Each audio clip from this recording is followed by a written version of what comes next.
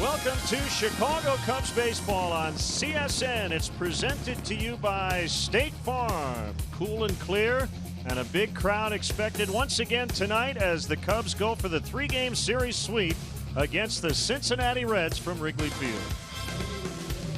Great to have you with us. Cubs baseball here on CSN. We talk so much about the relentless nature of this offense. It hasn't been a lot of fun for opposing starting pitchers. No, it has not. The Cubs walked 10 times last night. That's the second time already this year they've drawn 10 walks in a ball game, really putting a lot of pressure on opposing starting pitchers. They're averaging just 4 2/3 innings per start, up around 90 pitches. So you get into that soft underbelly of middle relief and then do a lot of damage. That's been the MO of this club, and it's been very effective so far. Cubs saw almost 60 pitches in the first inning against a couple of Reds pitchers last night. So it's Raisel Iglesias who will make his third start for Cincy. Jason Hammel will make his 2016 Wrigley debut. Iglesias off to a good start. He's made 2 starts. He's 1-0 with a .231. We saw him pitch against the Cubs a couple of times last year in his rookie campaign. He threw the ball very well, very good here at Wrigley Field in his 1 start last year. Jason Hammel will take them out for the second time this year. First time out, a good one at Arizona on Friday. 6 innings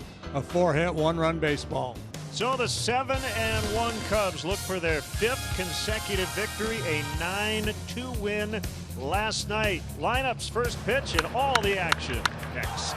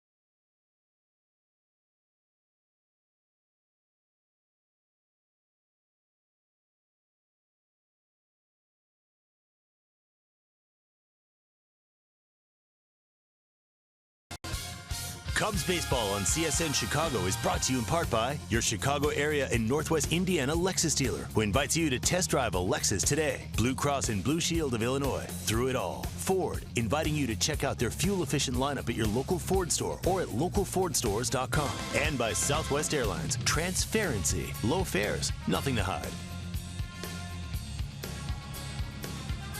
Cubs 2-0 here at home to start the Wrigley Field portion of their schedule. The Colorado Rockies will come in for the weekend starting tomorrow afternoon. They're at 5-4. They're scoring a ton of runs, giving up a lot of runs as well. But first things first, as they will host the Reds here tonight. And our umpires,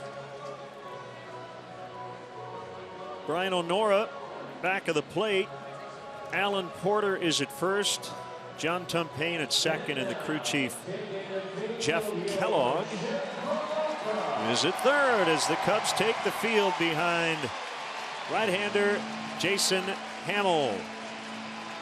Now the Reds Southwest starting lineup. Cincinnati comes in at 5-3 on the season, right now in second place in the division. This is how Brian Price dials it up. Billy Hamilton will lead off, batting under 200, but he does have a homer and a double in this series. Suarez off to a great start. He's going to play short tonight. Still no Zach Cozart. He hopes to be in their lineup against St. Louis tomorrow. Votto, Phillips, Bruce, the veteran guys in the middle. Adam Duvall is in left. Jordan Pacheco gets the start at third. Tucker Barnhart in again for Devin Mesoraco. And the pitcher Iglesias bats ninth. Cubs defensively, a little different look tonight as Chris Bryant will make the start out in left field. He played the outfield a handful of times last year. He's already made one start in right field this year. He's got Fowler in center, Hayward over in right. Tommy LaStella gets the nod at third base tonight. Want to get those left-handed bats in there against Iglesias. Russell and Zobrist up the middle. Anthony Rizzo will play first base. Miguel Montero will be behind the plate. And our Lexus pursuing perfection starting pitcher for the Cubs this evening is the big right-hander Jason Hamill. Good work against the D-backs, so no decision in that ball game. And the Cubs ultimately lost 3-2, their only loss. He was good, however. Pitched 4 times against the Reds last year, had a win and 3 no decisions and a 3.15 ERA against Cincinnati in 2015.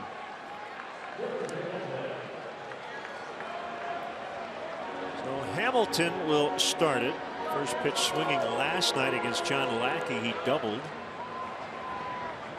Stella plays way in on the grass at third. Rizzo pulled in at first, and here we go. And Hamilton shows bunt and takes ball 1 outside.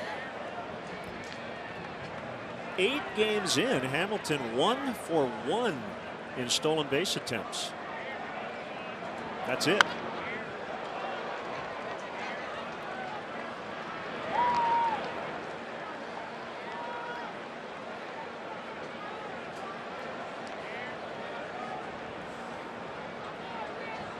So dangerous once he gets on base. His issue, of course, is getting on base.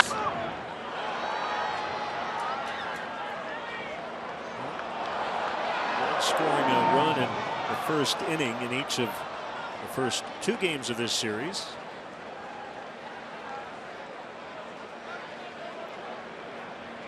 So we can call the Cubs win last night a comeback victory, even though it felt like it was over early. And we'd like to welcome all our viewers watching on Rockwell Cooperative Telephone in Rockwell, Iowa.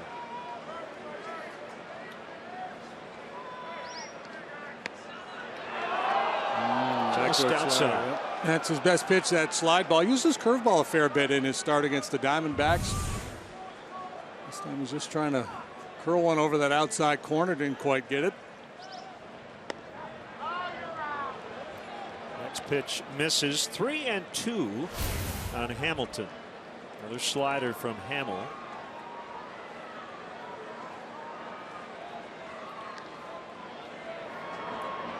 Payoff delivery fouled out of play. 45 degrees. Wind blowing straight in from center out of the northeast.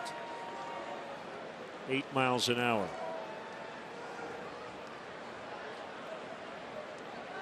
Chilly, but not as cold as it was the last couple of night games.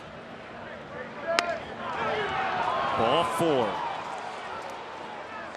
It's the whatever you do, don't walk this guy walk. Two-seamer trying to catch the outside corner. Ran well off the edge, so Hamilton likely looking to steal a bag here. I think there's any question. Eugenio Suarez 4 out of 8 against Jason Hamill. He moves to short with Pacheco playing third, and again Zach Cozart hopes to be in their lineup in St. Louis tomorrow night. Hamilton not running, and the pitch is popped up, and Zobrist has it. It's out number 1.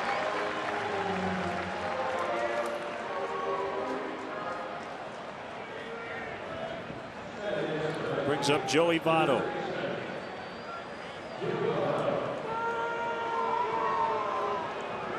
Jason Hamill has handled Votto. Votto just 4 out of 23 against Hamill. 174 batting average. He's been on base 4 times in this series. Overall, off to a slow start. Given his track record, you know it's not going to stay that way, so you hope to get him out of town before he really heats up. And striking out a little bit more than he normally does.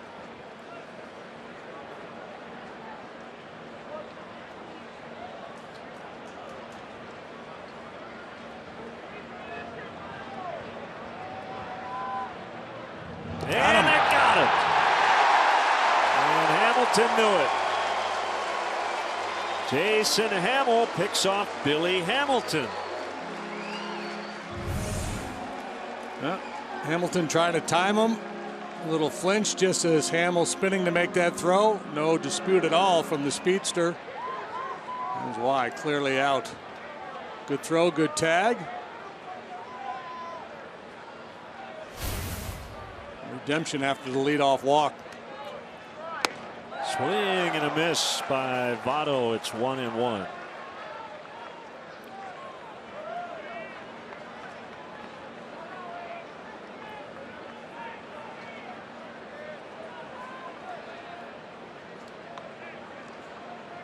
So 2 outs, bases empty.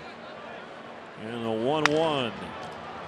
That's past La Stella, who is way off the line. Votto makes a turn, and he's going to end up stopping with a single. So the Reds have their first hit.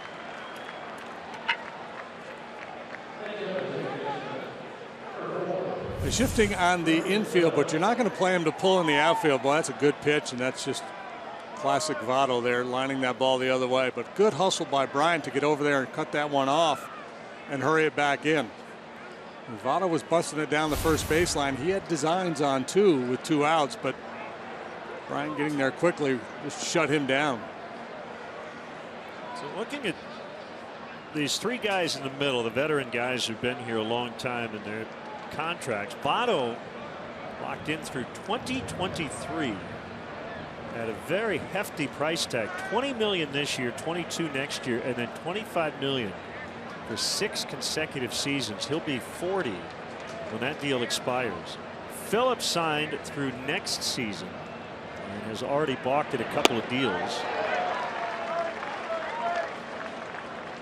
Jay Bruce is in the final year of his contract. So I guess if you had to rank the 3 in terms of probability of a trade, Bruce would be the most likely to be dealt, and there were rumors he was close to being traded before the season.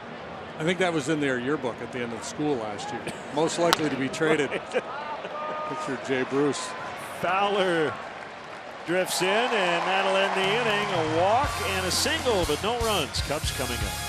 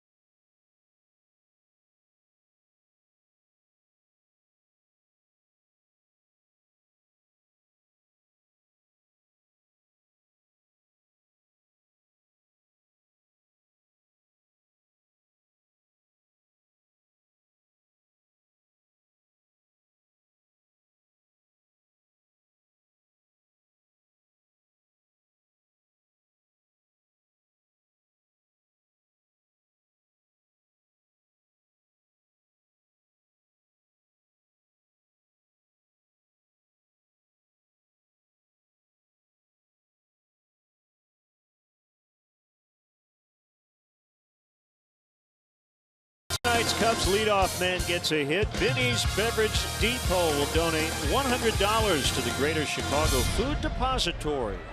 Cubs saw 59 pitches in the first inning. In last night's game, scored 5 runs.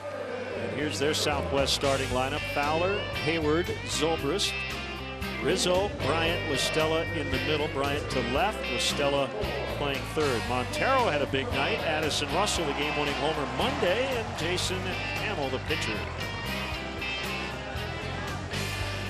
Reds afield. Line up this way. Adam Duvall is in left field. The speedster Hamilton center. Jay Bruce is in right. Pacheco, Jordan Pacheco, he can play all over the field, include catch.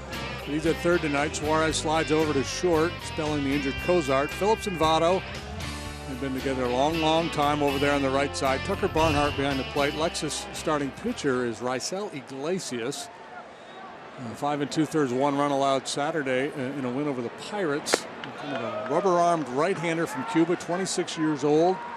Commands 3 pitches, fastball, slider, and a change. He likes to sink it. He'll change arm angles on you. Reminiscent of El Duque, Orlando Hernandez, maybe. Working quickly, but getting behind in the count. That has been a big problem for Reds pitchers in this series. Comes his 2-0 to Fowler. And he broke his bat, but ends up with a base hit.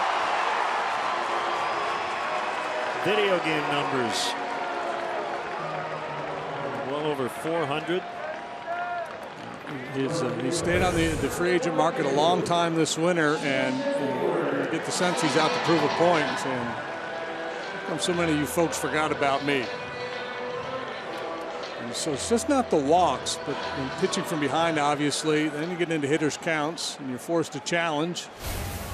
So the Cubs can beat you that way with drawing the walk, and they can also take you deep. There's plenty of power in this lineup. It becomes a vicious cycle for the pitcher because of the power. You tend to nibble, then you get behind. Hayward has hit 4 in the series.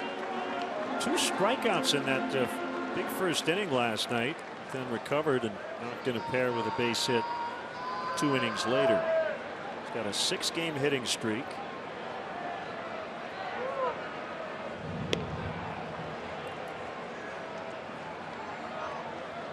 Hayward doesn't have the Joe Morgan flapping elbow like the Hall of Famer had, but he's got a little bit of that little pumping action, that back elbow.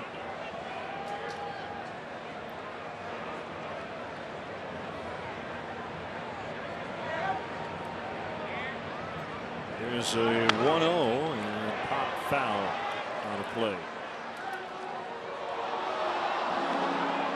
A lot of people around baseball talking about this offense, and here's why. Yeah, we talk a lot about the walks. So that leads to that high on base percentage, despite being 11th in MLB in batting average. A lot of traffic, putting a lot of pressure on the opposition.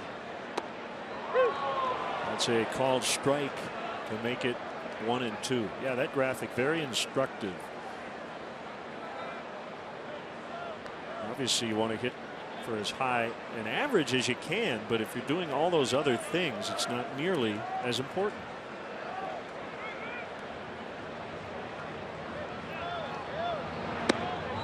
Two and 2. Anthony DeSclafani would have been their opening day starter. He's on the DL. That's why Iglesias got the nod. DeSclafani has a sprained oblique.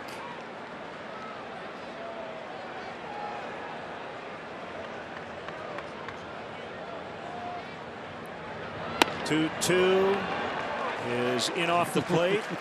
Full count. Imagine that, full count. I suspect Fowler will be on the move here. Stay out of that double play. Trust Hayward either to take ball 4 or put it in play.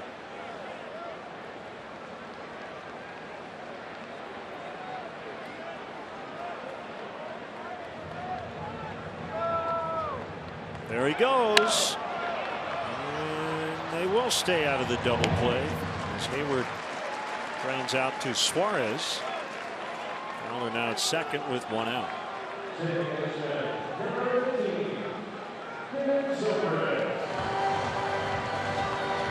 comes Ben Zobrist. Hitless last night, but he walked, stole a base, scored a run.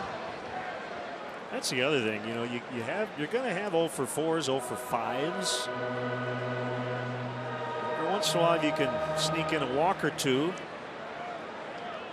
you can be productive and help your team offensively.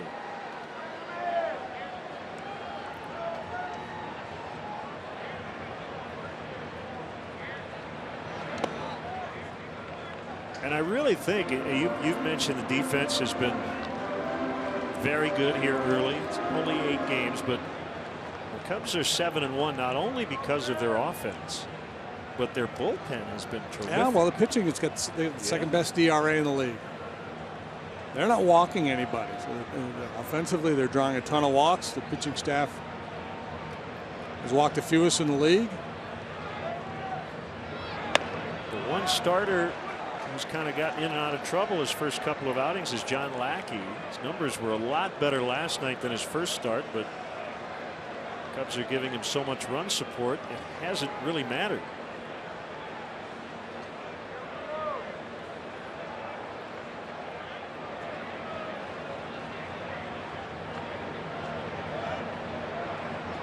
The 2-0 to Zobrist, 3-0.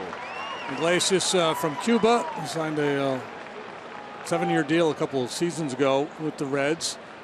Last season he made 16 starts, a couple of relief appearances. He opened eyes at the one loss record, just 3-7. The ERA 4.15, so that doesn't really get your attention. But big strikeout numbers, high strikeout rate. Was able to keep the walks down.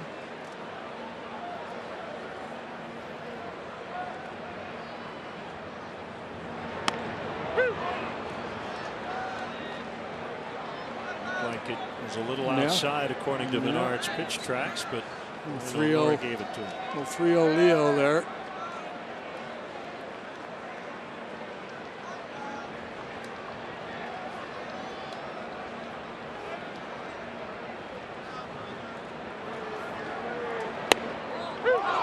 Two borderline pitches for strikes. One was on the plate, but appeared to be down a little bit. It could really be 5-0 right now. Could be the count.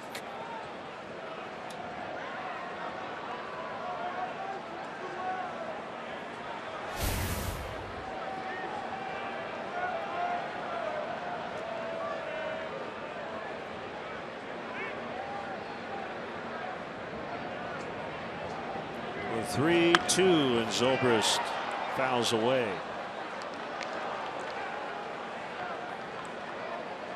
So as time goes on and teams pile up a lot of video on this current Cubs offense, will adjustments be made in terms of trying to be more aggressive, or does it matter? Well, I think the message will be to be more aggressive. Now, whether the pitchers buy into it remains to be seen.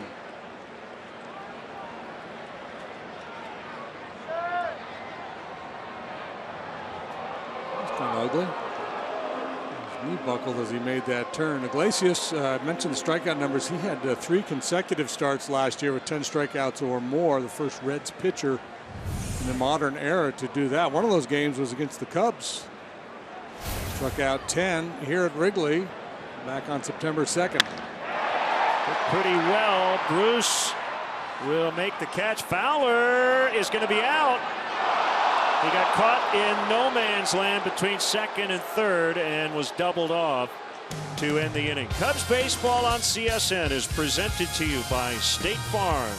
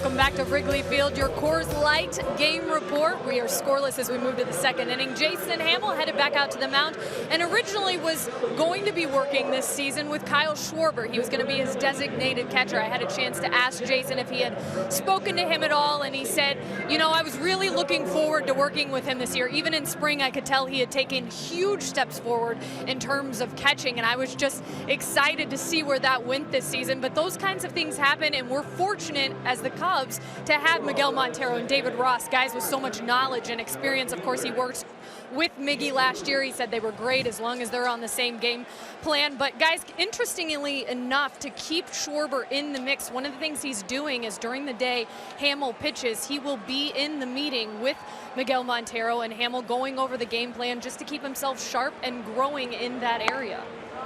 Thank you, Kelly, as Jay Bruce swings and misses. By the way, Dexter Fowler might have gotten some dirt in his eye on that headfirst slide, so had to get some eye drops from PJ Mainville between innings. As Bruce lofts to left, where Bryant will make the catch. So 1 out, nothing. Yeah, that play where Dexter got doubled off, I'm not sure what happened there. It looked to me like he turned and saw the ball, but was just late in breaking back to the base. So perhaps he didn't see it.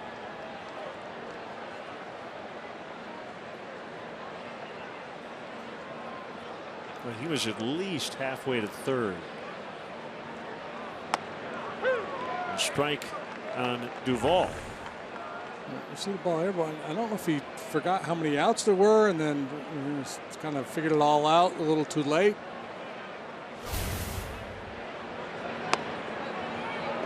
Curveball misses.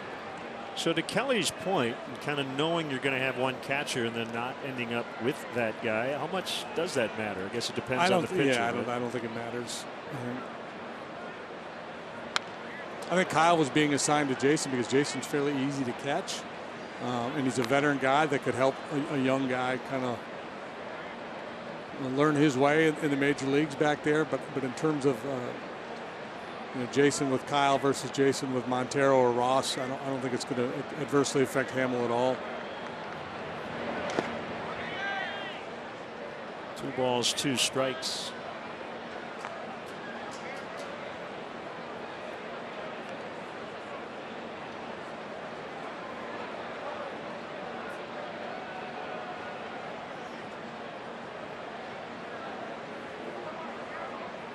Coming back, swing and a miss. He struck him out.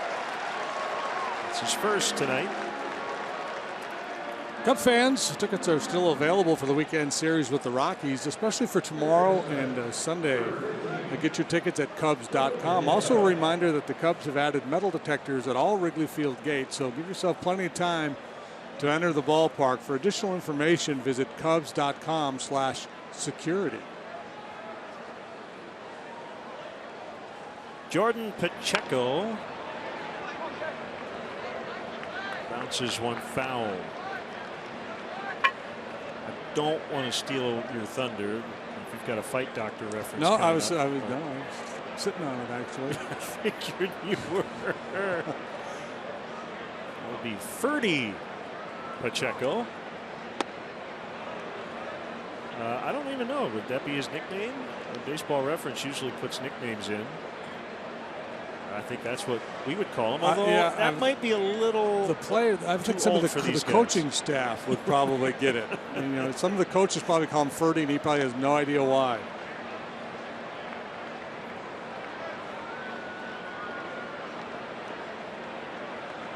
Yeah, Hatch probably drops a Ferdy on him every now and then.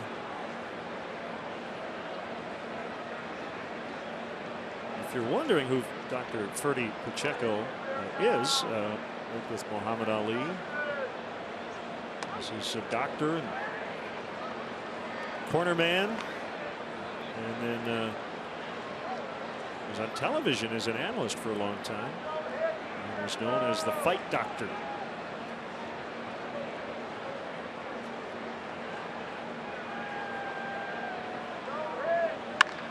Try to stay current as that gets by La Stella. And Pacheco's on his way to second, and he'll slide in safely. 2-out double.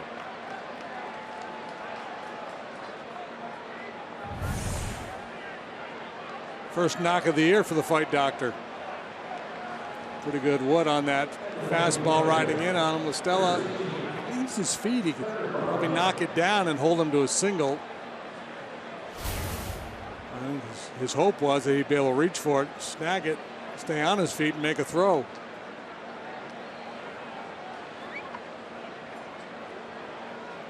Tucker Barnhart, his second consecutive start. Mesoraco with a little quad issue. Same as Zach Cozart. Swing and a miss. Dandy of a slide ball there. Here, you know, you've got the pitcher on deck, the 8-hole hitter up. A lot of folks say, oh, pitch around this guy, got a base open. But I like attacking the 8-hole hitter here this early in the ball game. Get him out. You got the pitcher leading off the next inning. If he does get a hit, you've given up a run, no biggie. Team scores 7 tonight.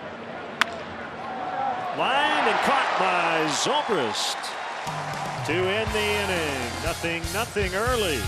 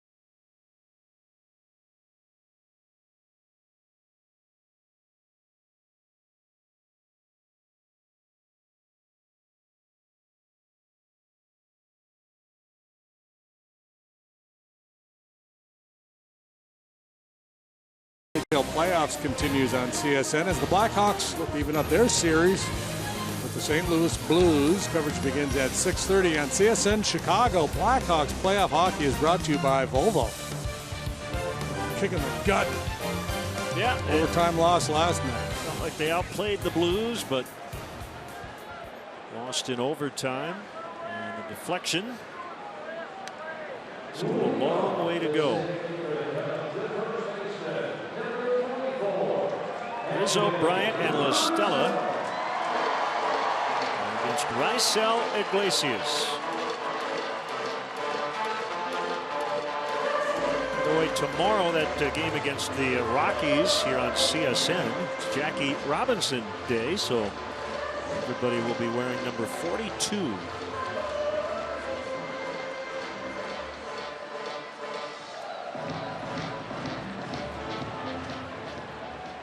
Rizzo hitting .207, but he's knocked in 10 runs and has an .877 OPS.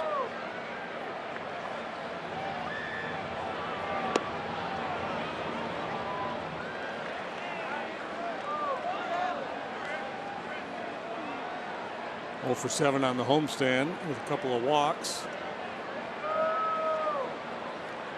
And a lot of pub for the cereal named after him, Rizzo's. Sell like hotcakes in the Chicago area. Yeah, they were sold out when I looked for them the other day. If I ever had a food named after me, you know what I'd want to sell? Hotcakes. Duvall makes a catch because no matter how well or poorly they were selling, we could say they were selling like hotcakes. Casper's Cakes. There you go, another idea that will never get off the ground. Here's Bryant. Line drive home run last night on a night which it didn't appear anybody was going to hit the ball out of the ballpark, but he hit it low and with fury. Just got it inside the left field pole.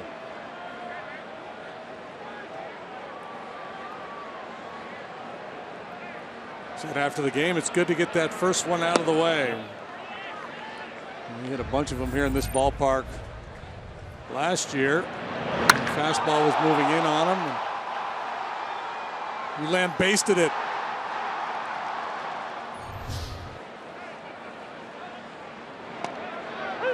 It's a strike, and it's 1-1 on him.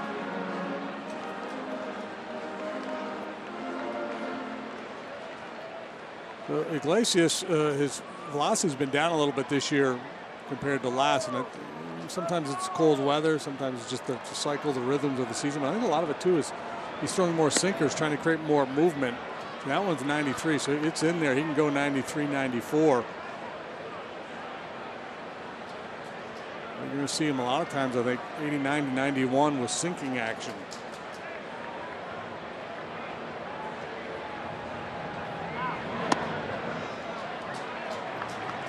Three and one on Chris.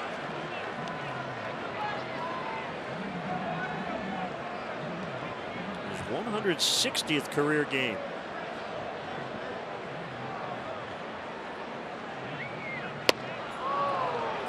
So essentially he's had about a full major league season at this point and has put up 6.1 runs above replacement. That's all-star caliber and veering towards MVP territory, and he's just getting started. And he drives this one to deep left, way back, out of here, 1-0.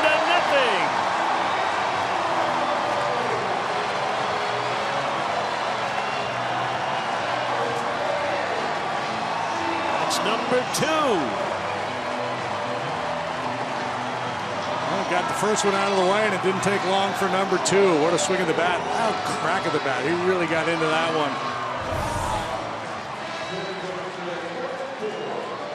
one. Little cement mixer slider. A forward home run replay.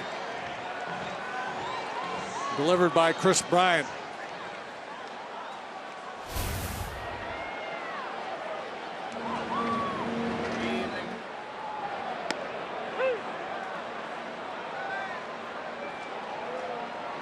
Food thing going. That was a Krispy Kreme.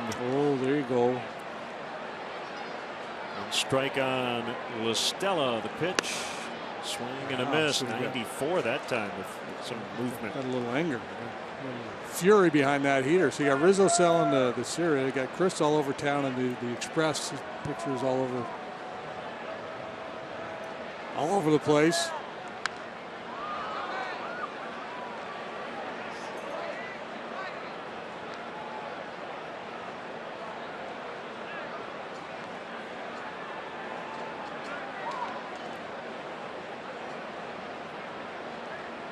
Stella getting his second start. He went 3 for 4 on Sunday in Arizona in his first start. And that hit the bat, and it's a foul ball. Knobbed him.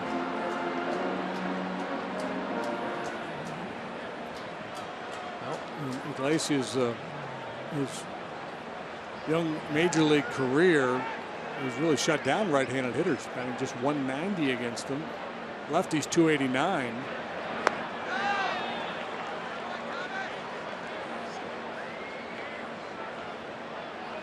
Joe leaning left here with his lineup tonight, getting La Stella in there.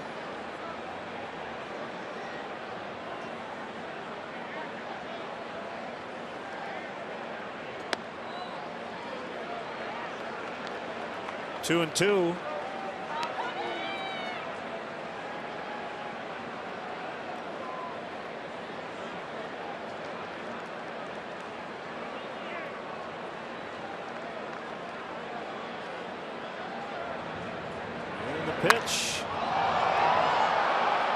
right for Bruce. Easy play.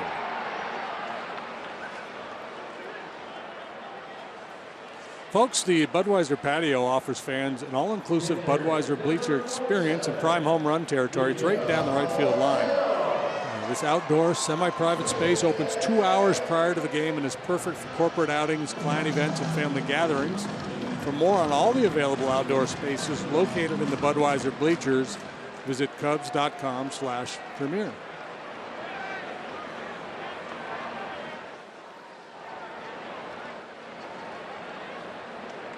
Montero last night. He reaches 3 runs.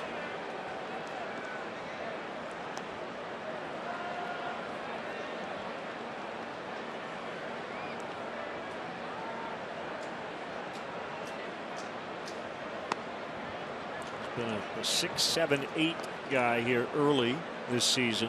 A lot of length to this lineup.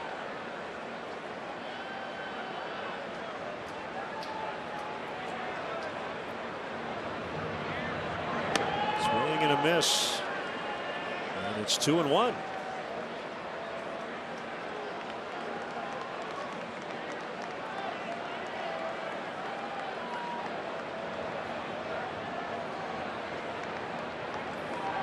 With the home run to give the Cubs the lead.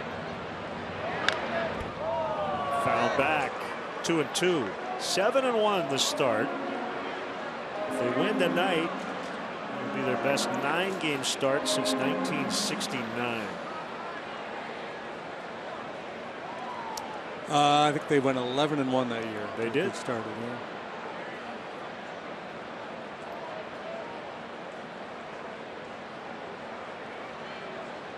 2-2 changeup is outside. Weather has not kept the fans away this week. Another big crowd tonight.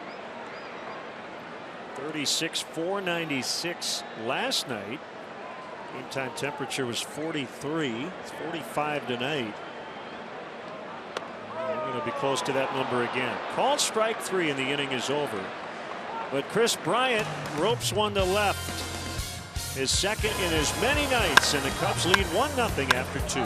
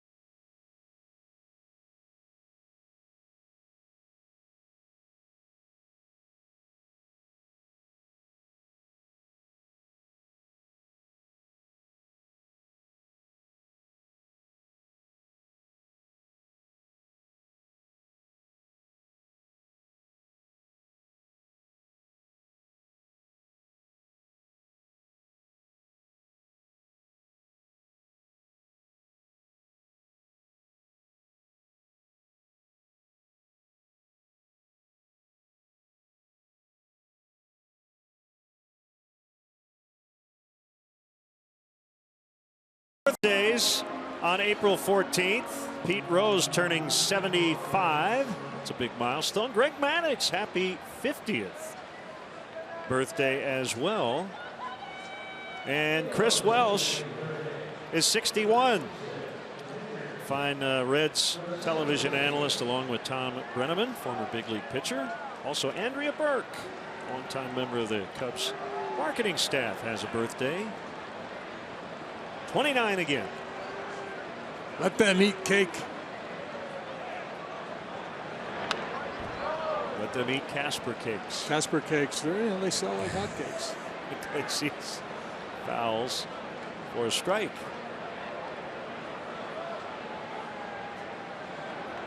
Brad Ausmus celebrating a birthday. I think he's 47. Managers. Iglesias rounds out the second. Are you in charge of planning your next social gathering? Well, of course you are. Plan a day or evening at Wrigley Field and enjoy special perks only available inside the ballpark. The Cubs offer special ticket packages for groups of 15 or more. Visit Cubs.com/groups. Off the top of your head, I can find it. How old was Greg when he retired, Maddox? 42-ish. Okay. I don't know. I mean, Jamie Moyer pitched into his late Jamie 40s. Was 50, wasn't he? Didn't Jamie get to 50? I don't know if he got that far, but Greg was the kind of guy with the way he pitched. He probably could have pitched longer than he did. He was 42 when he retired.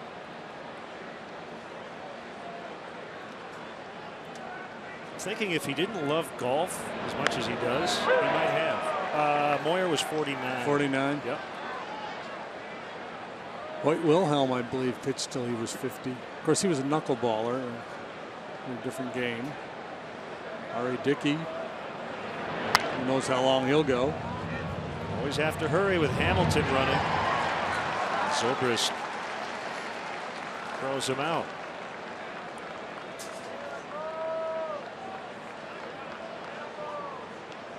Bring up Suarez. So Jason's got this beard working. It's kind of like a Ben Affleck beard, isn't it? Maybe a little. I would call it the mini Arrieta because yesterday in batting practice I saw Hamill hit a home run halfway up the bleachers and I was thinking, wow, that's impressive, and then he turned around and it was Jake.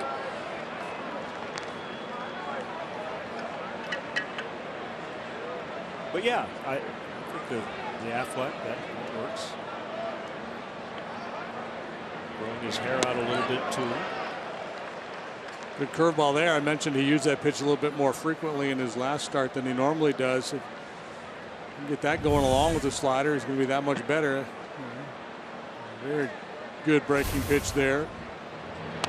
Swing and a miss. Oof. And that's the kind of inning you want to bottle up if you're Jason Hamill. 1-0 Cubs.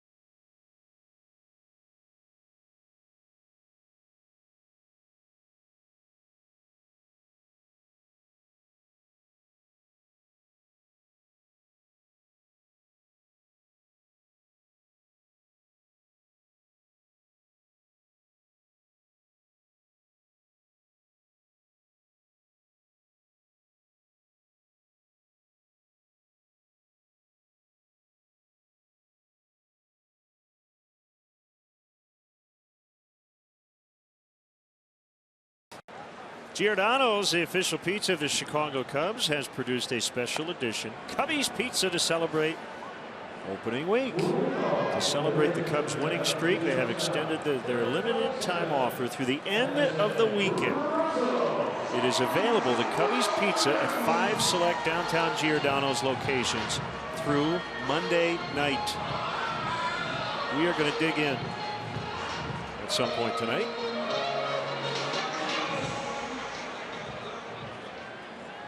Lifted that box, it weighed like 9 pounds. Yeah. There's Addison Russell.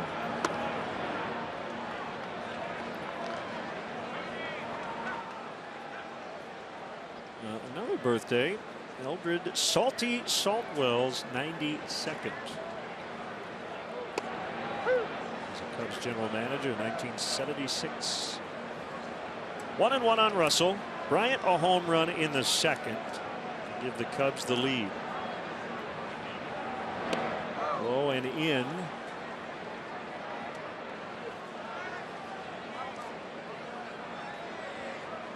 Booming game-winning 3-run homer in the 8th inning Monday night from Russell.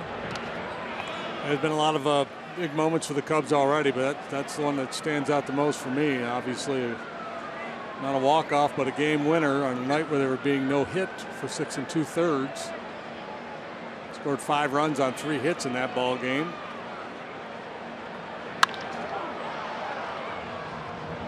Suarez plays third now, but he's at short tonight.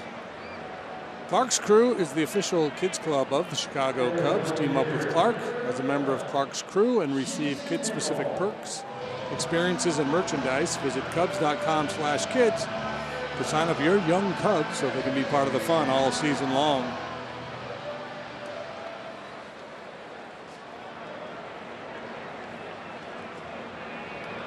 Pitcher Hamill with a ground ball towards center, and he is going to reach. The ball, I think, hit the heel of Phillips' glove as he tried to backhand it.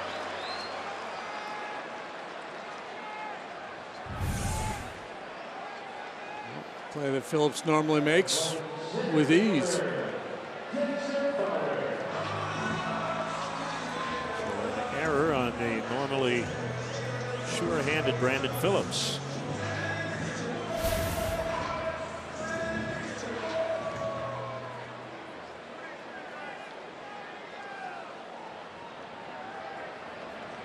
Interesting. You see, he had one button undone. And he was a little late breaking in that ball too. And I think there's just, cold weather, guys, they get worried. They're concerned with trying to stay warm. And excellent bunt by Fowler. Iglesias throws it to first. I'm not sure why. And Votto will knock it down. That's a bunt single for Fowler.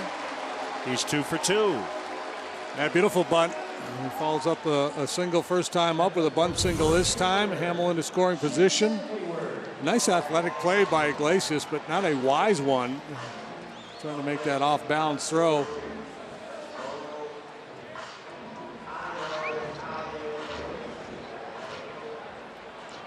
That is the kind of throw on which only bad things tend to happen. Right, yeah. Nothing good is going to come of that. You're either going to throw it away, there's a chance you're going to get hurt.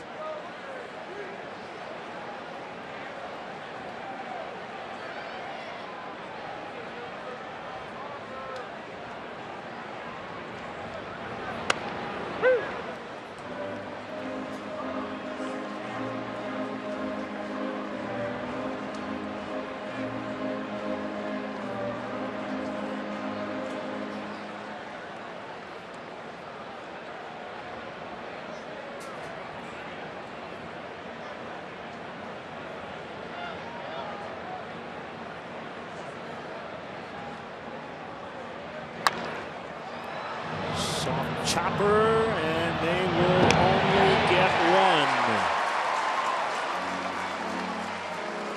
If we can take a look at second again, just with the new rules at second base, Suarez ended up on the deck. Just curious to see where Fowler ended up. The runners at first and third now with 2 outs. Debating, I think, in the Reds dugout whether to challenge whether this was a bona fide slide or not by Fowler. I mean, he took a little bit of a circuitous route because he had to avoid the tag by Phillips, right. But I don't see anything. I mean, he got down early. He slid to the bag. He didn't get through. He didn't go through the bag, did he? No, I don't think so. Yeah, and the Reds will not challenge it. That's clean play.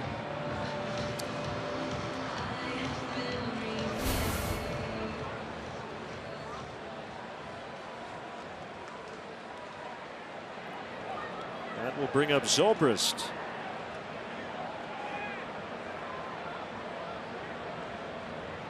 With 2 outs.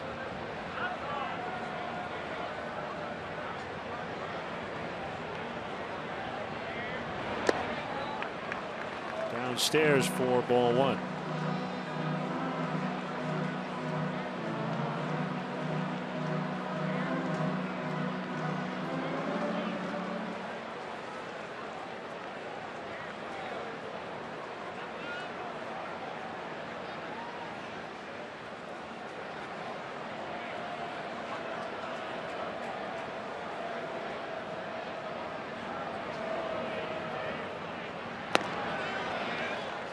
Outside for ball 2.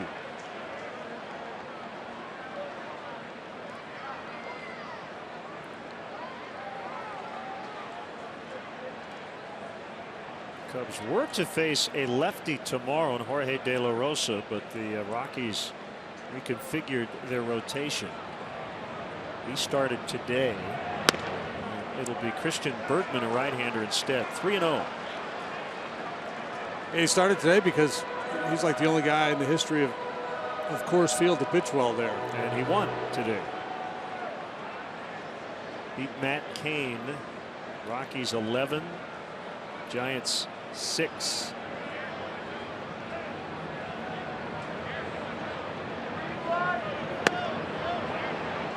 No 3-0 Leo this time. So they're loaded.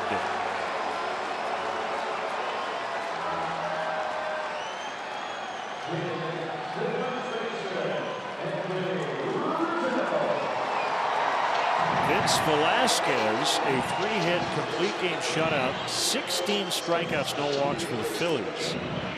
As they shut out the Padres, who've now been blanked 5 times in their first 10 games. And Velasquez had a big strikeout game his first start. He punched out 9 in 6 innings. He's got electric stuff. Jaime Garcia with a complete game 1-hit shutout for the Cardinals. 13 strikeouts, 1 walk, 7-0 over Milwaukee. Bases loaded, 2 outs. Here's the pitch to Rizzo, and it's inside. Pitchers continue to pound Anthony in. It will be interesting to see if he starts to sneak off the plate a little bit.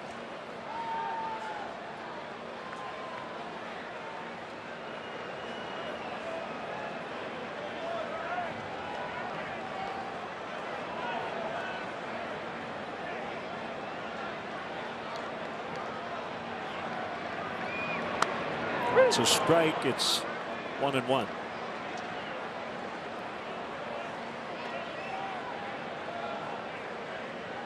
Katie mentioned Iglesias.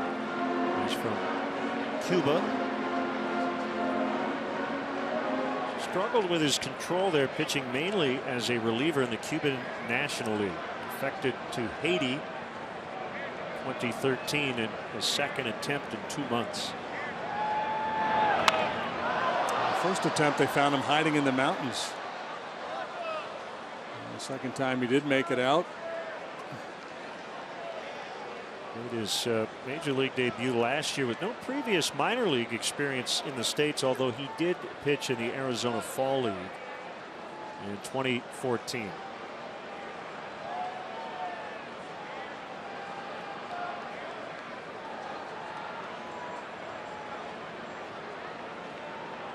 Rizzo chokes up, down 1-2. And the pitch, swing and a miss to end the inning. It's 1-0 Cubs after 3.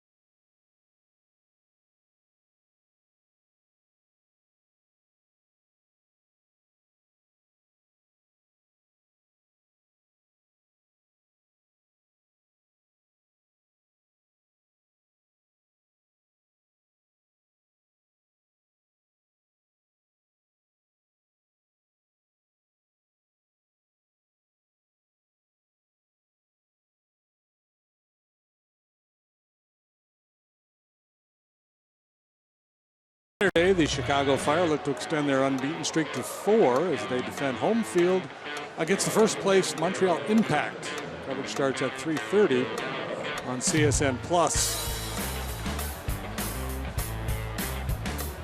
More birthday wish. Happy 2nd birthday, Christopher Robert Cleason, enjoying the game at home with his proud parents tonight.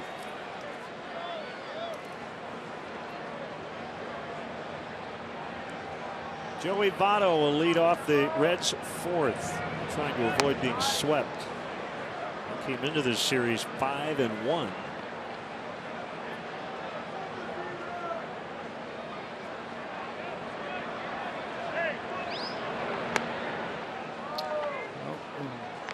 They're kind of in between mode right now. They still have this veteran core, but they've started to shake loose of that last summer. They traded Johnny Cueto and Mike Leake.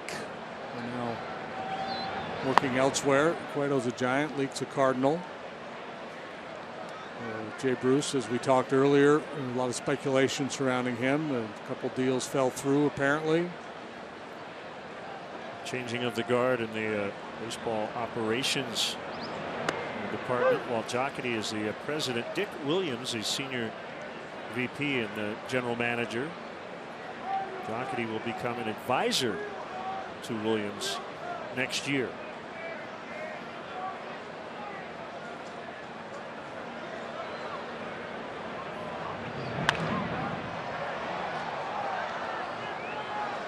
And that's the thing. I mean, if you look at the organization in total, the guy at the plate is the one guy who kind of knows he's going to be here a while. So he has probably the most vested interest in how this thing goes internally over the next 6 or 7 years.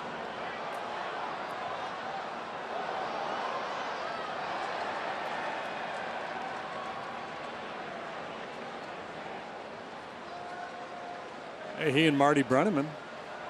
Right.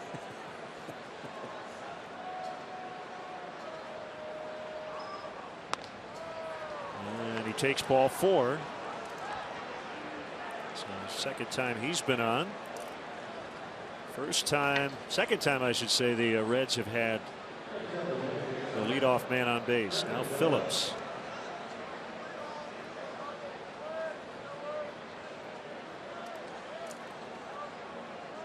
I don't know if there's hitters hitting back-to-back in a major league lineup with a more different approach than Votto and Phillips. Votto, very patient. And the few guys in all of baseball last year that walked more than he struck out. Brandon Phillips, coming into this ball game, had swung at 70% of the pitches headed his way.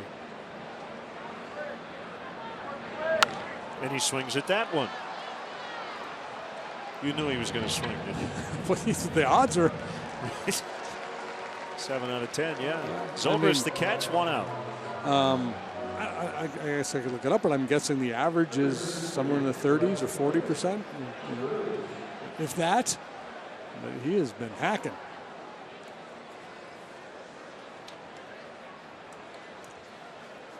Now Bruce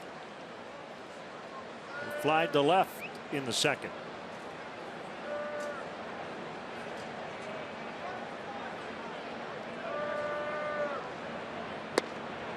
And a strike. So if somehow we put Stickum or something on Jay Bruce's left hand, would he be able to hit? Because right there, he takes his hand off the bat before every pitch. I would probably drive him crazy if he couldn't take the hand off the bat, right? I've never seen another batter ever do anything like that. It's just kind of almost a little involuntary thing now. Yeah.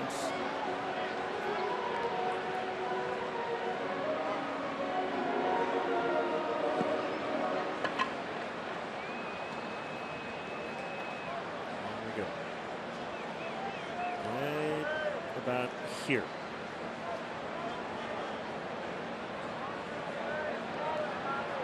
If you didn't know that Jay Bruce did that, it'll be the only thing you ever see every time he bats the rest of his career. He looks like a kid in class that raises his hand, thinks he knows the answer, and then realizes he doesn't, puts it back down real fast. No, don't call on me.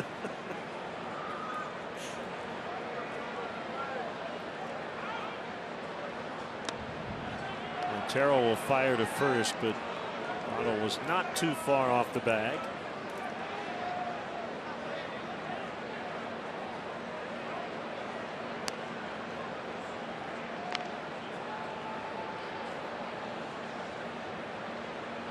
Hamill's 2015 tale of 2 seasons has been well chronicled.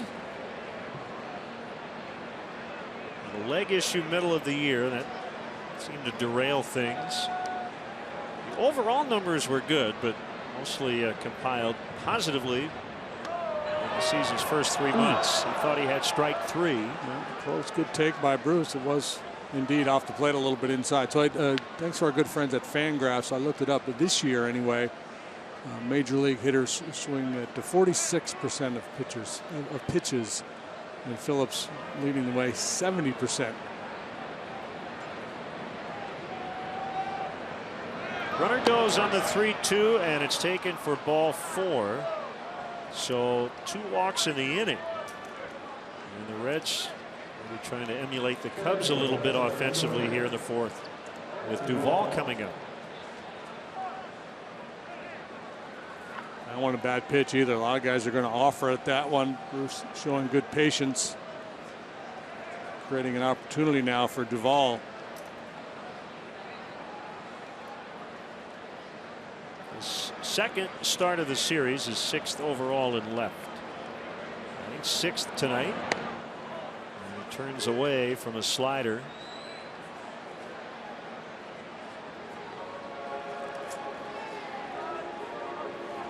Here comes Chris Bosio.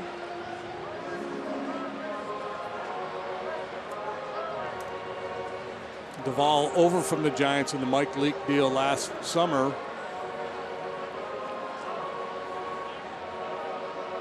Pretty good power numbers as a minor leaguer.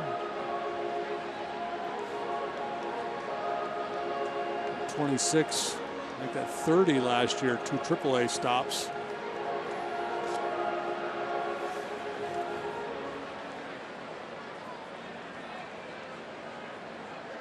A lot of times when Jason struggles, it's because he's flying open and he'll start to elevate. I haven't seen any sense of that here. He just, like I said, I thought the pitch to Bruce, the 3-2 pitch, was actually a pretty good pitch, just a little bit down.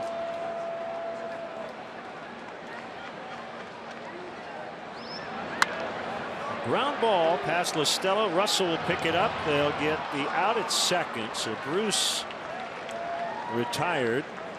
1st and 3rd, 2 gone for Pacheco.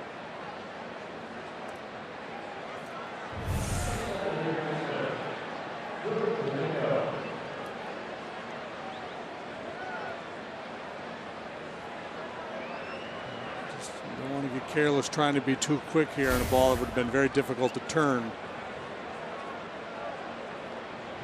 Pacheco doubled into the left field corner in the 2nd. Cubs lead 1-0 on a Chris Bryant home run.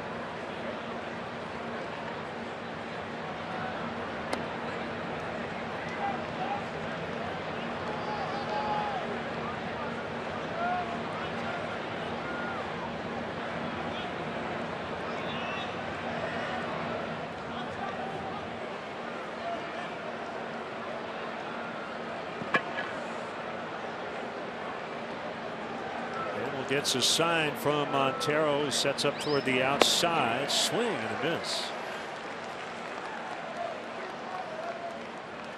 It's called making an adjustment.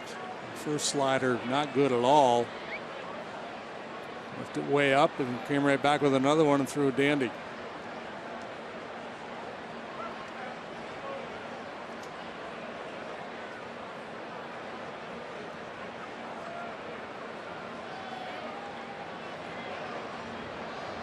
Kick and the 1-1, and he blew it past him.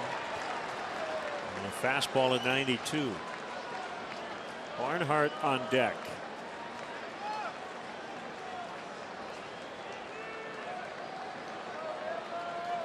Wind blowing in.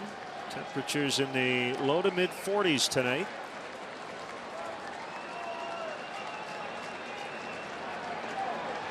fairly typical mid-April night here in Chicago.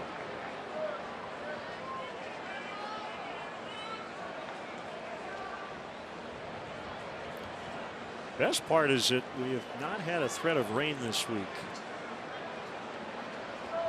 No, and about a week before we got home, the long-range forecast showed nothing but rain. Fly ball out to center, but it's Dexter Fowler there, and the inning is over. Red Strand 2. It's still 1-0 Cubs in the fourth.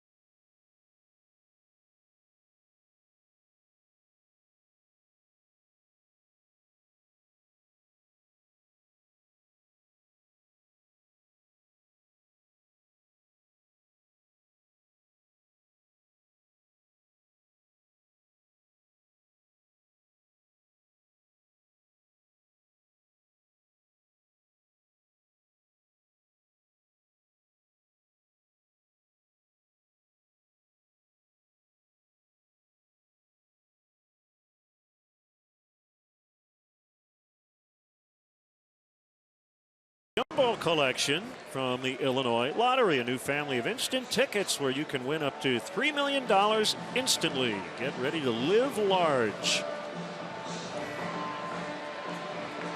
You know, I bet you who bought some of those today? Tony Cingrani. I know where you were going. Chumbo Diaz.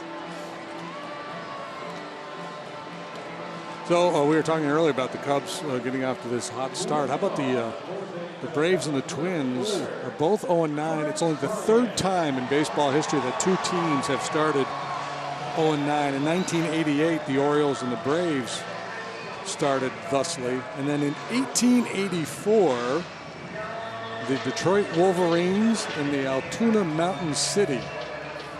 I'm guessing that's what, American Association? Probably, yeah.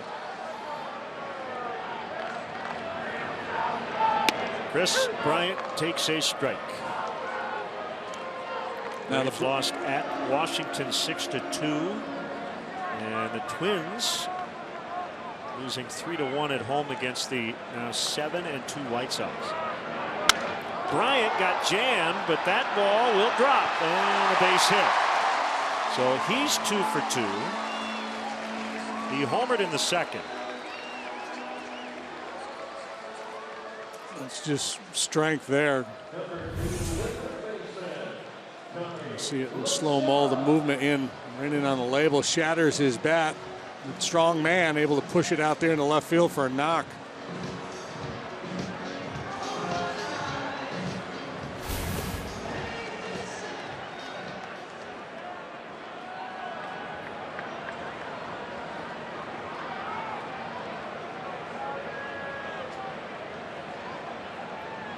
Stella. Ooh, he was leaning. And that Nationals win, Bryce Harper hit a grand slam. It was his 100th career home run, becoming the 8th youngest player to reach that milestone.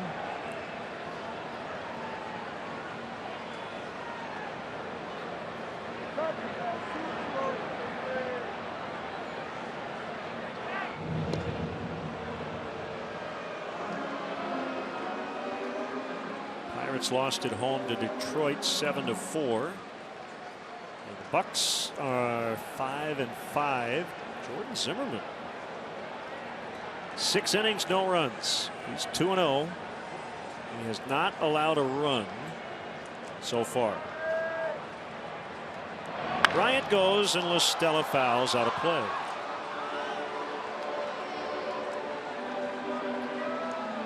The Detroit Tigers, after their best start offensively since 1913, putting up at least 4 runs in each of their first 8 games. They're 6-2.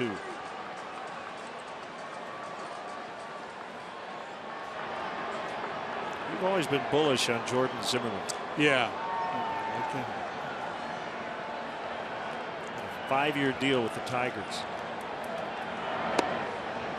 1-1.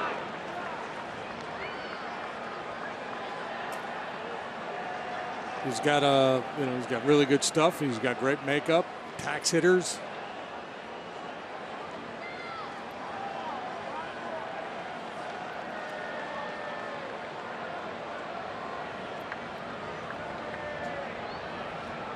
The 1-1 pitch, cutting a miss. It's 1-2. Stella, not a guy, barring injury, you'd expect to get a ton of starts, but Joe likes to get everybody into the mix, especially a guy you need to get a big hit off the bench on many occasions. Yeah, you can't let that guy rot in the dugout for a week and then ask him to come up and compete against a guy throwing 98 miles an hour in the late innings of a ball game.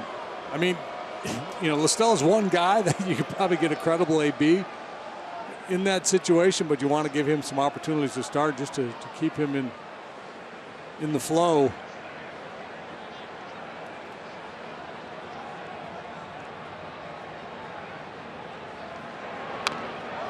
Still 1-2.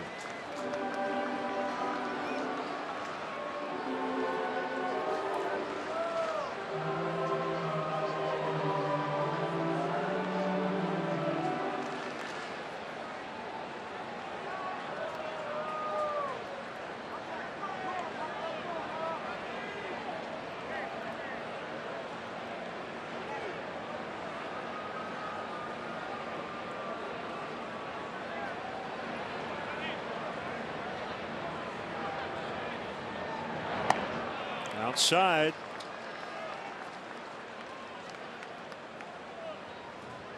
Still another one of the Cub hitters that'll work a patient at bat. Grew up in New Jersey, played collegiately at St. John's and then Coastal Carolina, which is in Myrtle Beach, South Carolina. He's got 2 career home runs. One was off Iglesias here last year. His first was against Steven Strasburg as a member of the Braves. Good wood on that, but he lines to left. We had a graphic in the open. What the Cubs have done in their first 8 games against teams opposing starters. Probably a good inning to do this, the 4th, here in the middle inning. So, Iglesias' pitch count up in the low to mid 60s now. I mean, it's just incredible. Guys throwing almost 90 pitches and not even getting through 5. Yeah, and Brian Price has got a bit of a short bullpen tonight because of what transpired here last night. So he's going to ask a little bit more of Iglesias. So he's, results-wise, has been as good as just about anybody against the Cubs so far. But it's still early.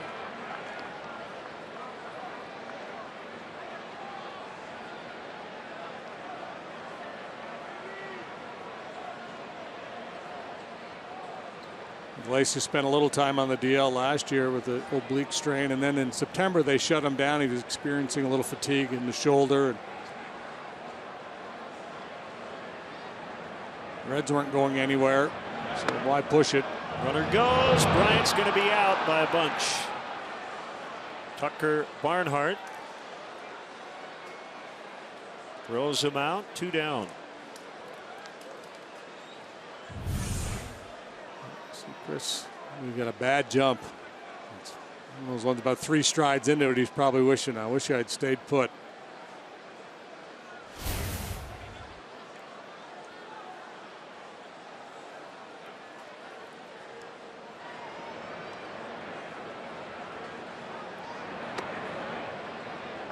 time, a 3-0 count on Montero.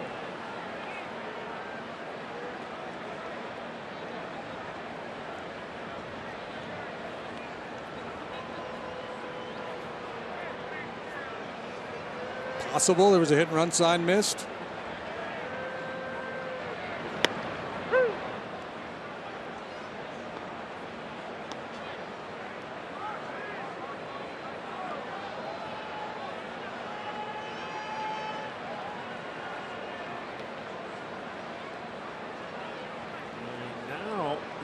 Reds will switch things up as they'll bring Pacheco over to the other side of second.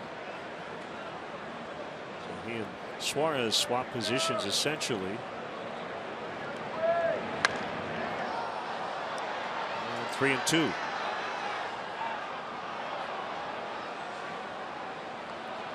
I think after the double play, when there's after the caught stealing with no double play in order, this is what they would do with nobody on base with Montero. Just took him a pitch or two to remember that. Shifting is up all over Major League Baseball.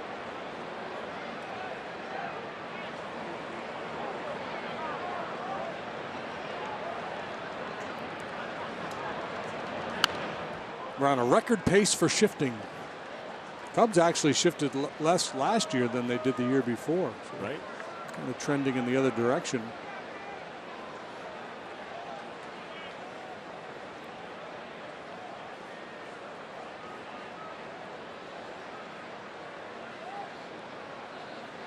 Stylish winter hat for Joe Madden.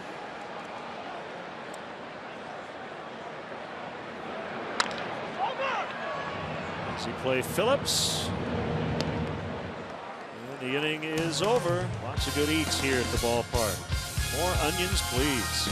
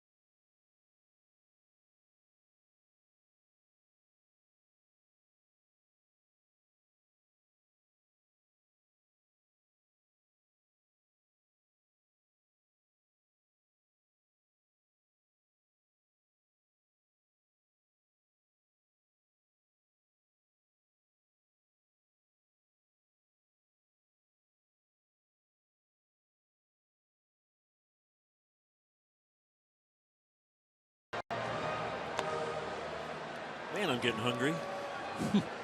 Hey, Cub fans, let's go. Don't miss your chance to catch the best matchups in baseball by joining the season ticket holder waiting list. And they do it in slow motion, too. It makes you even hungrier. It's easy and free to register. For details, visit Cubs.com/waiting list. Eventful night for Chris Bryant. Getting a rare start in left. He's homered, singled, and been caught stealing.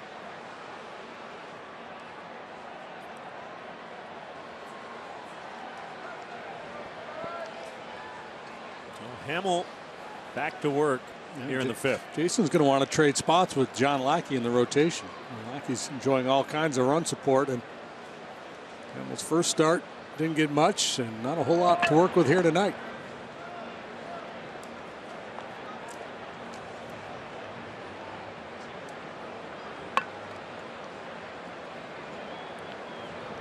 .1-0 to Barnhart.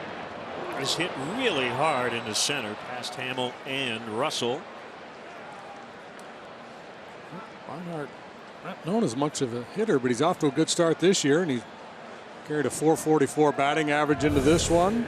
Limited plate appearances, of course, but hit the ball hard twice tonight. Lined out last time. This time shoots one right back through the middle for a leadoff knock, and Iglesias will come up. Likely to bunt. Billy Hatcher, the third base coach, in his ear, giving him some instruction.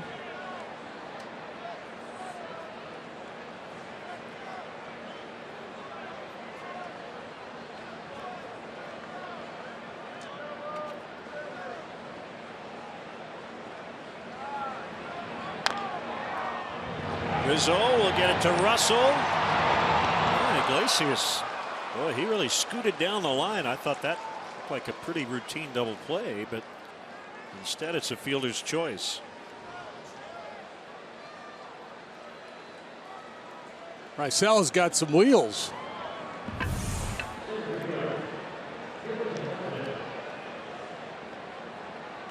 Wasn't like Anthony was lollygagging.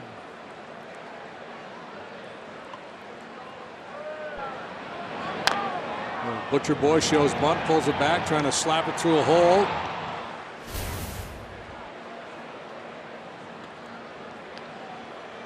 Well, the switch hitting Billy Hamilton walked in, was picked off in the first, grounded out in the third, and takes ball one.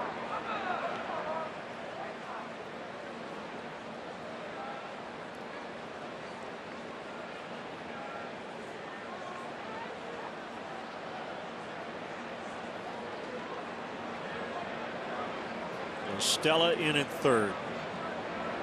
Third baseman probably always going to be in against Hamilton, regardless of the situation. It's just the degree, right? You're going to be in. You're taking away the bunt as much as you can, and then even with a couple of strikes, you're going to be at least even with the bag, so you can cut off a slow roller and have a chance of throwing him out. Yep, this is another one of those pink elephant situations. Walked him leading off the ball game, and now he's gone 3-0 on him. Pink elephant being, if I were to tell you don't think of a pink elephant, the first thing that's going to pop into your mind is going to be a pink elephant.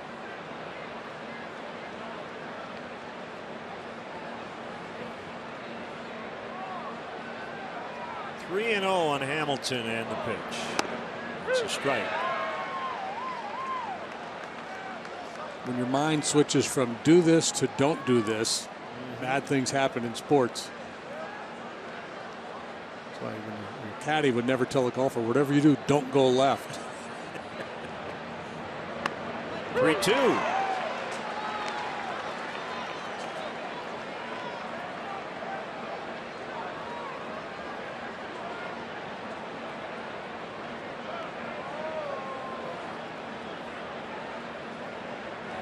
Been efficient for the most part.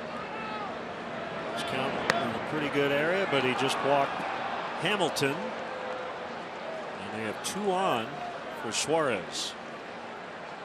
Walking first time up, and I believe that the ball four was similar to that last one. He's trying to hit that outside corner, and there's a time when certain hitters you just got to be willing to be a little bit more aggressive. It's tough to, once you fall 3-0.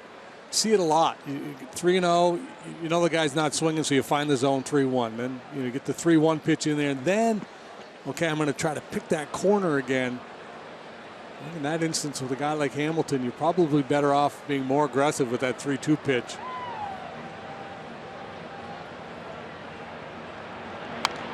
Fouled off by Suarez.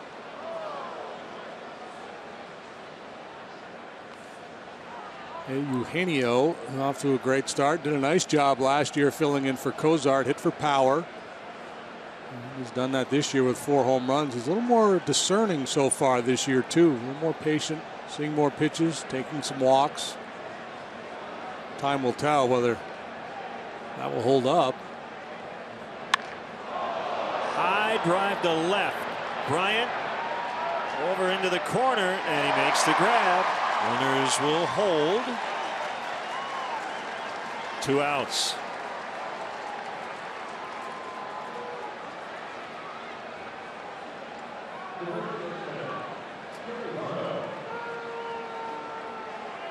Iglesias' hustle, his ability to beat the rap on that potential double play,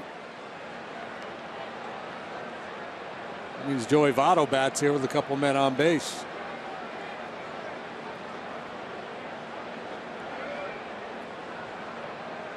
That, of course, in the walk to Hamilton.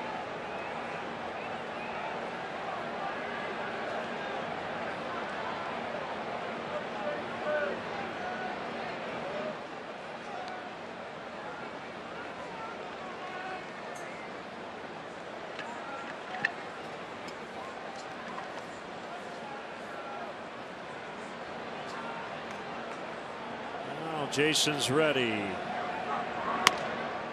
Ball one. Just a little bit of a mechanical adjustment this year. You see when he comes set, he's got that front shoulder curled inward a little bit, trying to make sure that he stays back and doesn't fly open.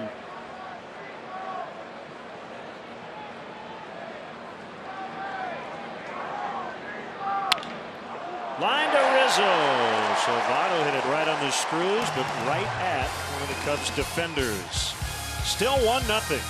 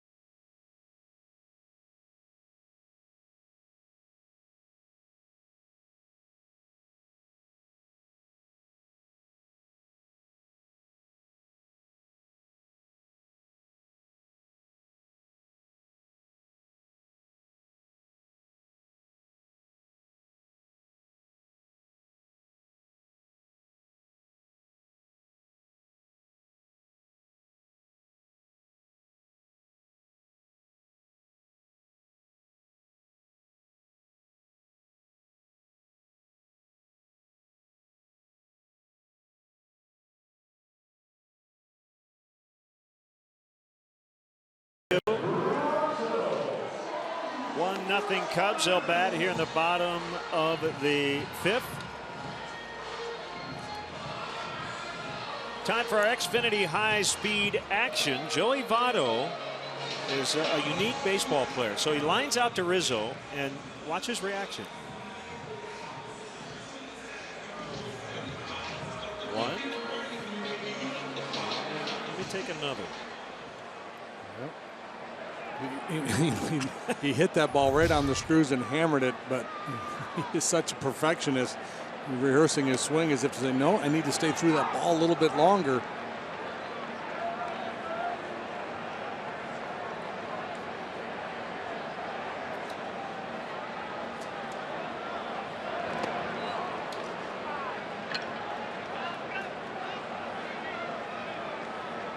One and one to Russell.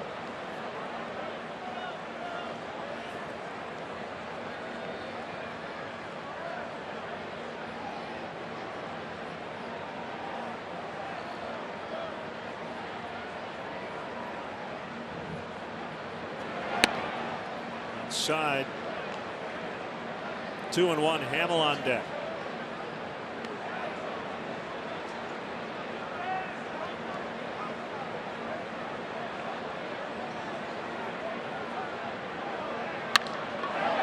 a base hit. So Russell's aboard.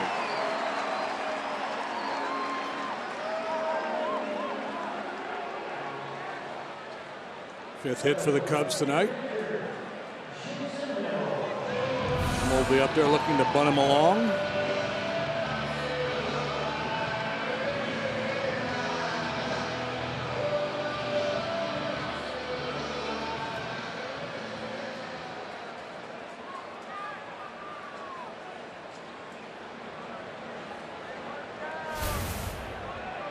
Bring up the pitcher, Hamill. Yeah, Phillips sneaking over. In behind Addison over there at first base, looking for a pickoff throw from Barnhart.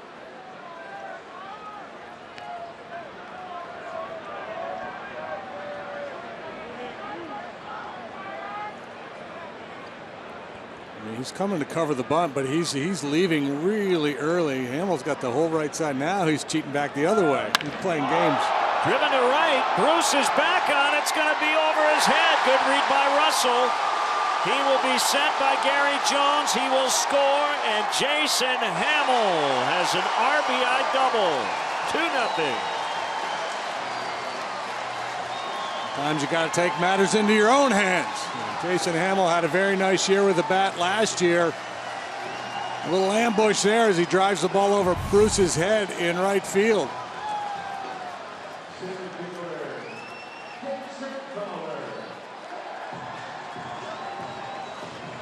Cubs have been doing a lot of damage from the bottom of their order because the hitters at the bottom of the order are very talented. There's Russell reading that ball, getting to second base, and then scoring after it gets over the head. Bruce out there in right field.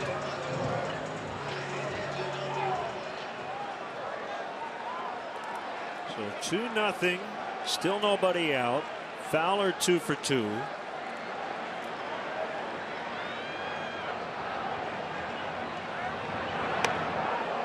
Takes high for ball 1.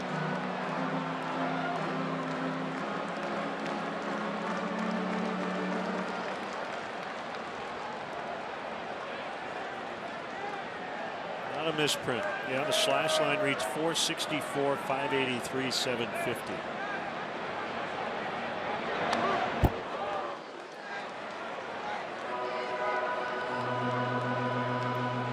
Finishes that way, he'll win the MVP. Chances are he won't.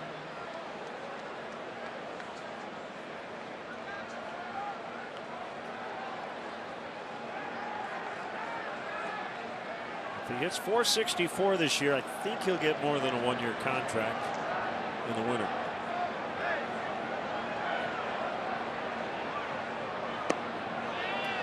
Will we ever see another 400 hitter? Well, tougher now. We're shifting, right? And it's even tougher. Yeah, I hate to say we will never see it, but it seems unlikely.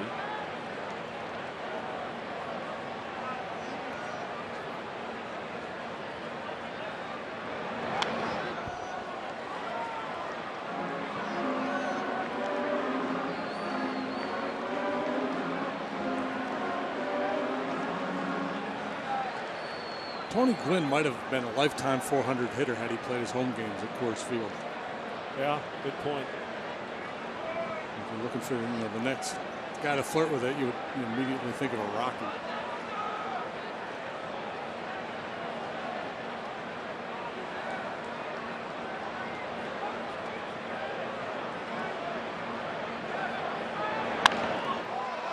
Still 2-2. Somebody like Jose Altuve at Coors Field. A big yard, good contact.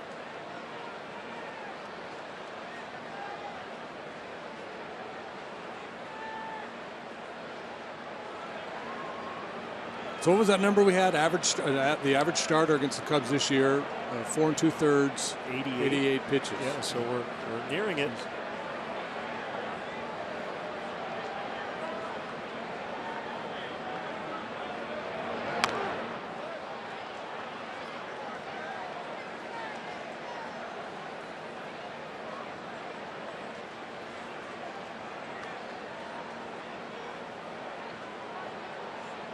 And then on top of it, you've got this high-powered offense getting contributions from the starting pitchers. Like Lackey last night. Hamill here tonight. Arrieta with that long home run in Arizona.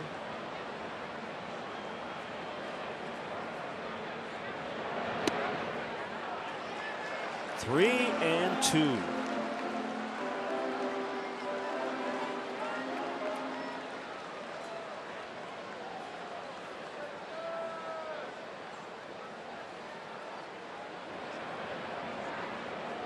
Just the way Dexter's taking pitches, you can tell how well he's seeing the ball. He walked him.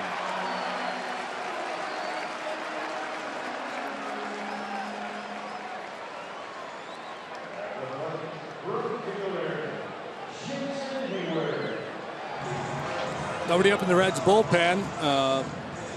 Mark Riggins is going to come out and have a chat with Iglesias. Maybe somebody will start to get loose while he heads out. It looks like there's some scurrying down there in the Reds bullpen, because that's what relief pitchers do. They scurry when it's time to warm up.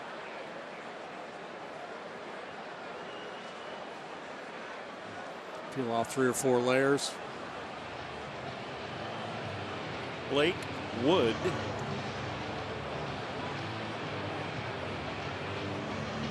He worked in the ball game last night, but did not throw a ton of pitches. He threw 17 pitches in 1 inning of work. And Straley threw 48, so he's likely not available. Kivas Sampson 45. Got to figure he's down.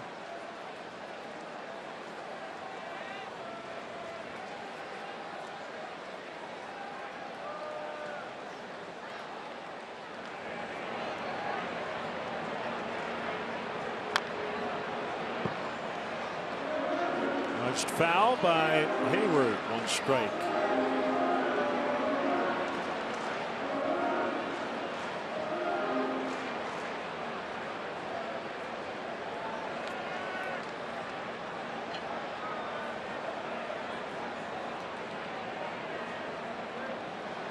How's the breeze doing? Settled down at all? About the same? Maybe slightly less than when we started. Double play chance for the Reds, but Phillips couldn't get the ball out of his glove, and realized with Fowler running, he was not going to have much more than about a 5% chance of getting him, so he took the out at first.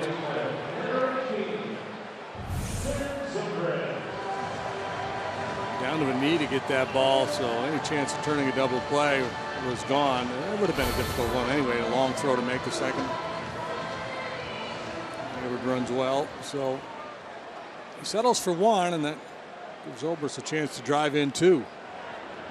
Are the Reds going to bring their infield in? Well, on the left side, yes, and about halfway on the right. We do have the pitcher at third, so that's probably why they're playing a little deeper. Phillips and Votto.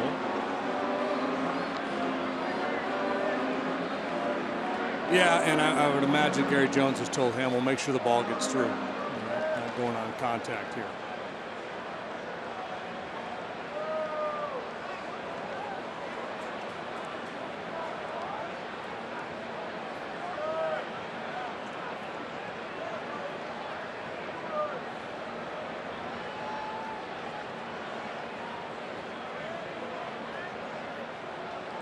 Strike pitch hit in the air pretty well to center. Hamill will tag. Fowler will tag. Hamilton makes a catch. 3-0 on the sac fly by Zobrist. Well, throwing in infield, you need to hit it to the outfield, and that's what Ben did.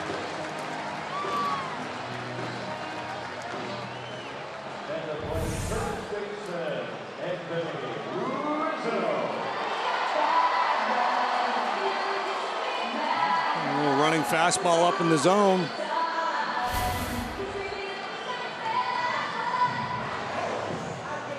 Hey, 4 2/3, 88 pitches. There you go.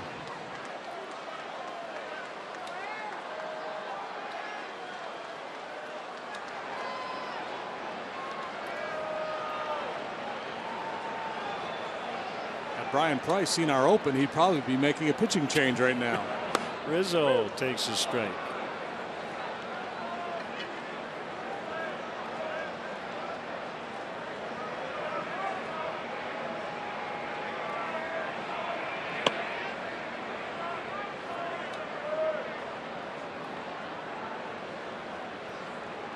Will be pitch number 90. Rizzo hammers it way foul. And Cub fan made a great catch on a screamer. It's not an area you expect to get a line doing drive. the full 360 high five. He doesn't have a glove on either.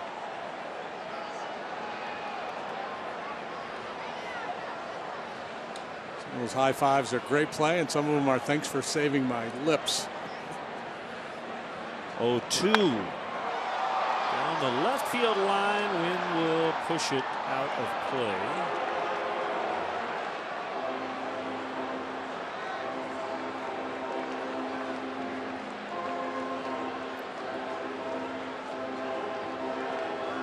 Temperature has dropped a fair bit since we started. Oh, there's another happy fan with a souvenir.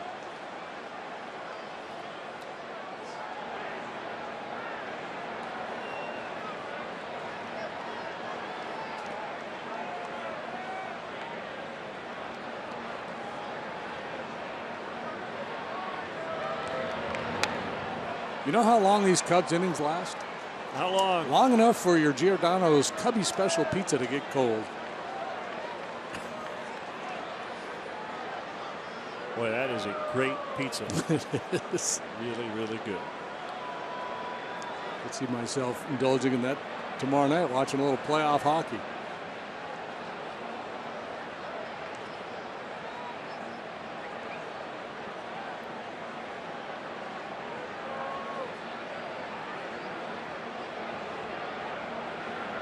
Get ready, don't let him in there. Ball to Suarez. The shortstop makes the play on the other side of the bag. Cubs get 2 to add to their lead. 3-0.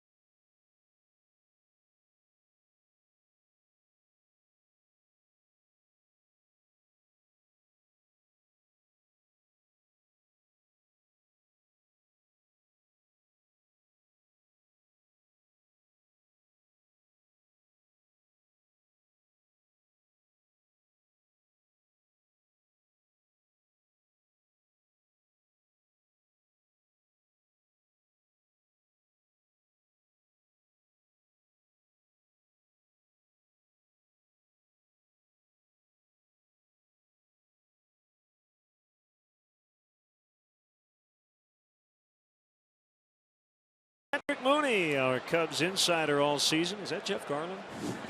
Right Jeff here Garland wannabe on Comcast Sportsnet, brought to you by nationwide agent Jeff Vukovich. Visit Jeff at jeffvuk.com. Nationwide is on your side. Okay. 3-0 as Hamill will face Brandon Phillips.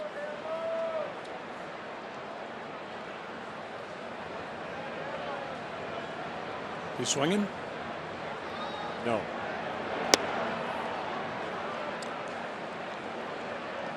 Brandon had 4 at-bats in the ball game last night. Saw a total of 10 pitches in his 4 ABs. This one he will. Oh. Shouldn't have pressed my luck. 2 balls, no strikes. That's Grimm on the left. He's a righty. On the right is Wood. He's a lefty. Is that the no whammies, no whammies? Press your luck, game show? Yeah. Peter Tamarkin, I think, is the host. The late Peter Tamarkin.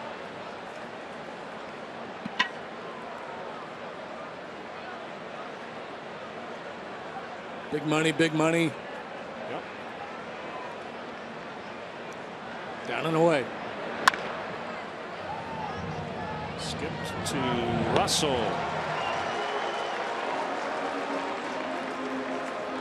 Cubs will host the 11th annual Race to Wrigley charity run presented by ATI Physical Therapy. It happens on Saturday, April 23rd, right here at Wrigley Field. The 5K course runs through the streets of the Lakeview neighborhood and concludes here at the ballpark. Cubs Charities will donate proceeds to support critical care needs for pediatric patients in Chicago through Advocate Children's Hospital. RaceToWrigley.com.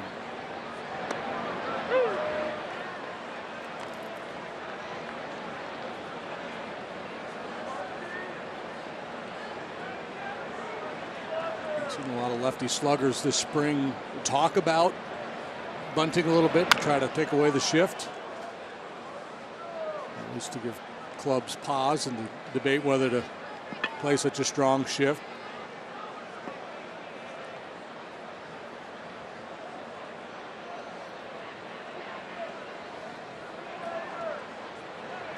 Hopefully that young man will end up with the ball. And he did.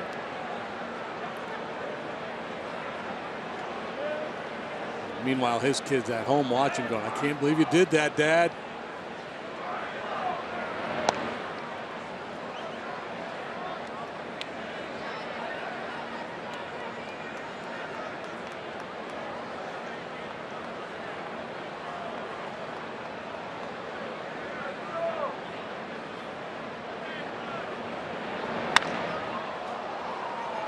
It's a fair ball to left.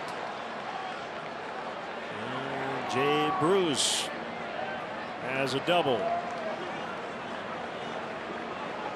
2 walks for Jason in the 4th, walking and knocking a line out in the 5th. So the Reds are starting to time him up pretty good. He's starting to elevate that fastball a fair bit.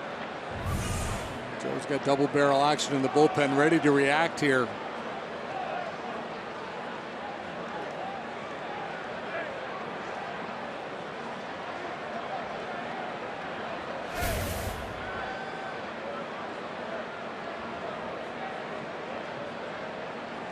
Duvall. Yeah, see, there's again that slider starts to drift like that. It's starting to show signs of fatigue.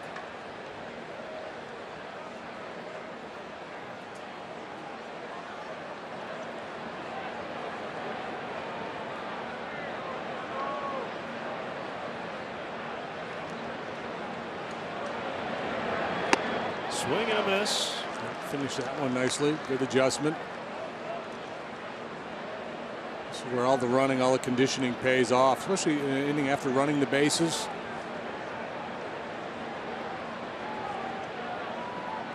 Try to stay on that back leg a little longer, a little stronger on the backside.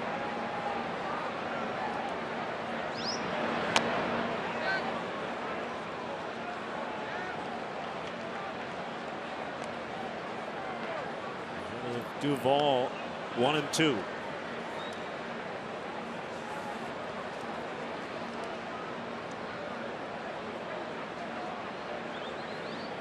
If the Cubs put out a calendar, Jason would be Mr. April. 16-5 with a 2.85 ERA and 26 April starts over the last 6 seasons.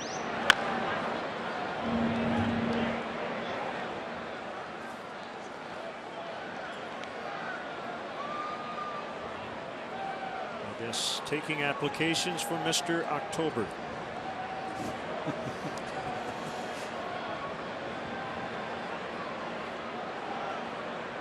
Well, back to last year, you'd have to say Kyle Schwarber would be a good candidate. That big postseason he had. So to find somebody else this season.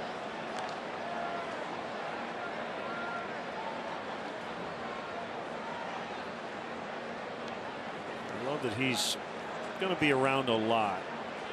That'll be important to him as he rehabs, and his teammates will appreciate seeing him a lot as well. A 1-2 from Hamill. In the air, left center, playable, and Bryant will peel off as Fowler grabs it. 2 outs.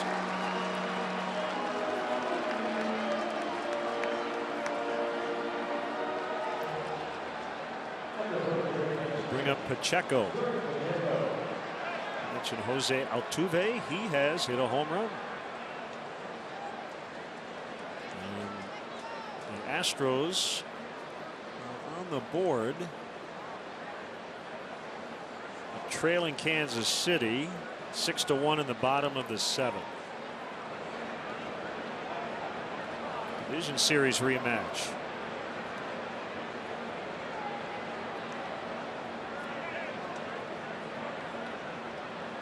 How far would the Astros have gone had they held on and won that series?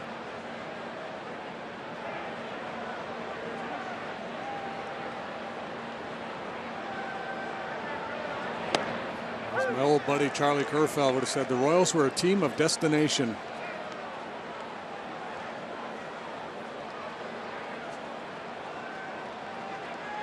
How many wins did they pull out late in that postseason run?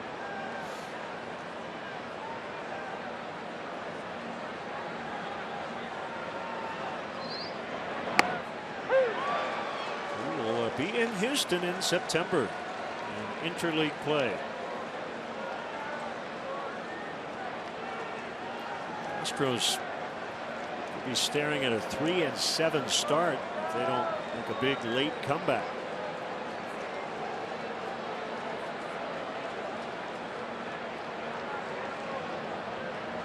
Oh, 2.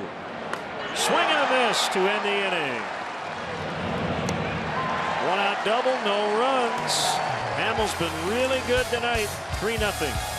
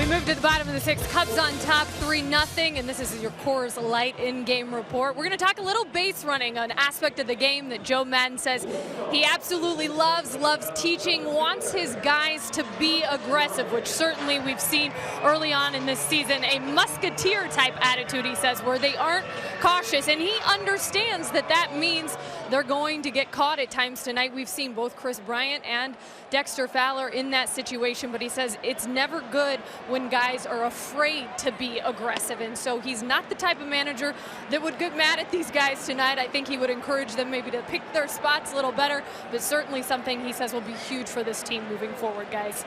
Kelly, thank you. Right now leading 3-0 and getting into the Reds bullpen, Blake Wood. A power sinker at 95 that catches the outside corner. Iglesias 5 innings, 6 hits, 3 runs. 1-2. Good life on that heater. It'll go mid-90s with the fastball, slider and a change. Uses some kind of a split grip on his changeup. That's where he starts there.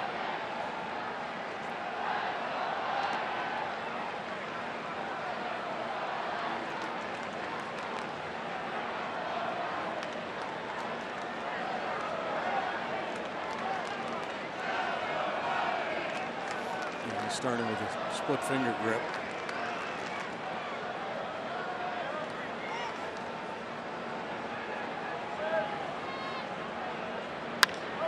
Ball, Votto's got it.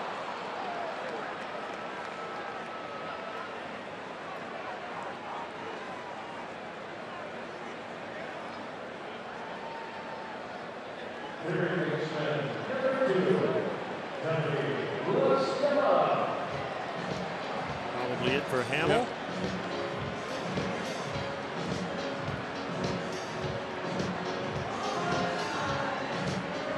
Nice comeback the way he finished that inning. It was starting to get away from him, you know. Yeah, and he's saying now he's got to drive it down in the zone. I mean,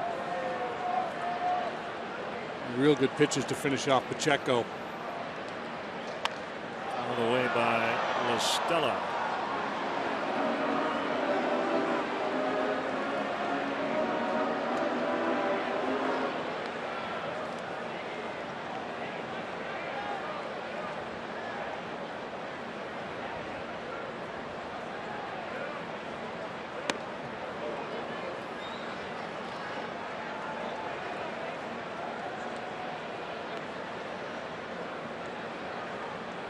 This is the anniversary of the first Cubs game ever to be broadcast on the radio.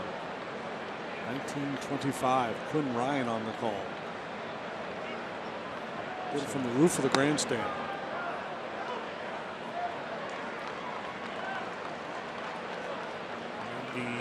Years ago.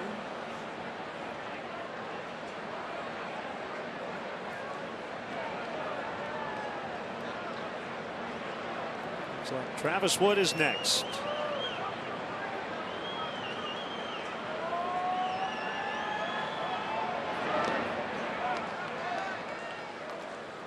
What do you think of Iglesias tonight? But, you know, he's fine. I mean, he's like every other pitcher we've seen against the Cubs. He had to throw way more pitches than his manager would have liked, but that's just the nature of this lineup. You have to kind of grade these pitchers on a curve, knowing what they're up against, facing this very deep, very talented, very patient lineup. Phillips ranging to his glove side. Nicely done by Brandon Phillips. 2 outs. How do you get to Wrigley Field? The Cubs suggest taking public transportation. The Cubs do offer a free bike check, now located by the Addison Redline Station. For drivers, the Cubs provide free remote parking and shuttle service on night and weekend games. For information, visit the A to Z guide on Cubs.com.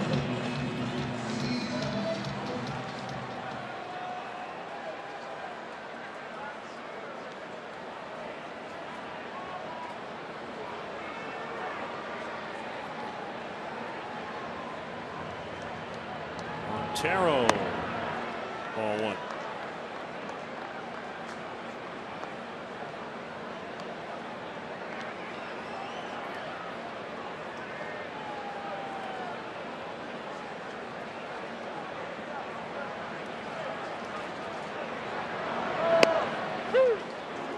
knees. And 1-1.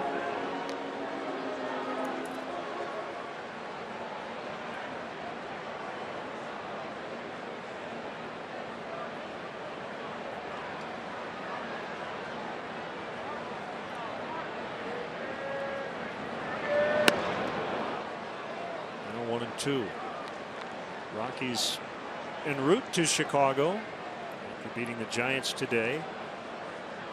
They're off to I guess a typical Rockies start. Their team ERA is in the 7s, and they're scoring about 6.5 runs per game.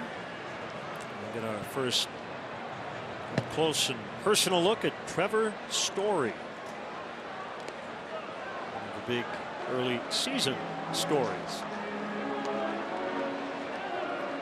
Stuck on 7 home runs now, right? For a couple of days. And he would have hit 2 more last night. They ended up triples off the heightened wall at Coors Field. They raised the wall in parts of the outfield.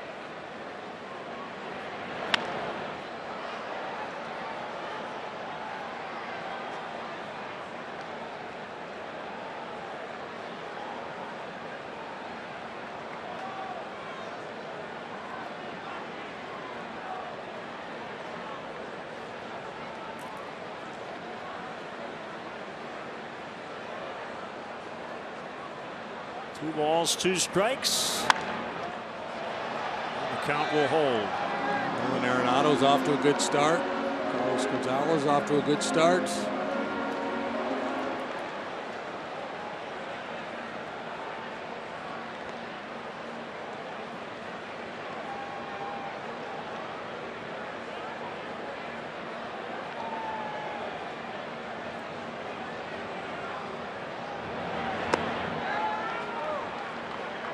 Two.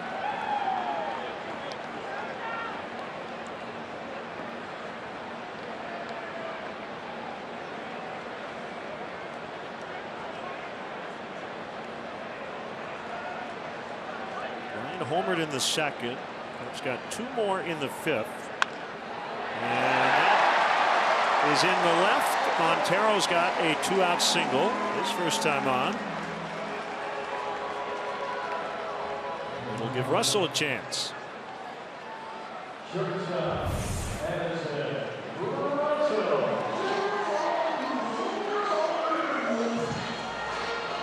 Talked a lot about it. We talked about it throughout spring training. Here in the early going, Montero willing to go the other way. Did so effectively last year. Hit for power to left field last year. This time he settles for a 2-out knock.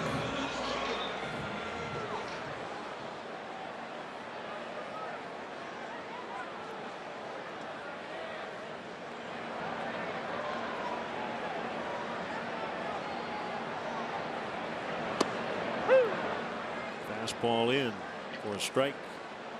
Matt Caesar on deck for Hamill.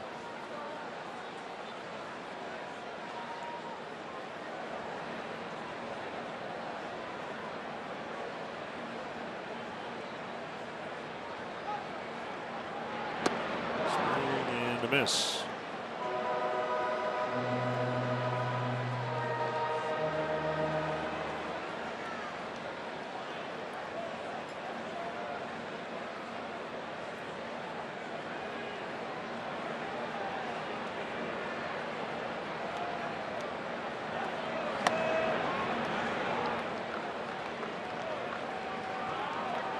Story's kind of had a Dave Kingman type start.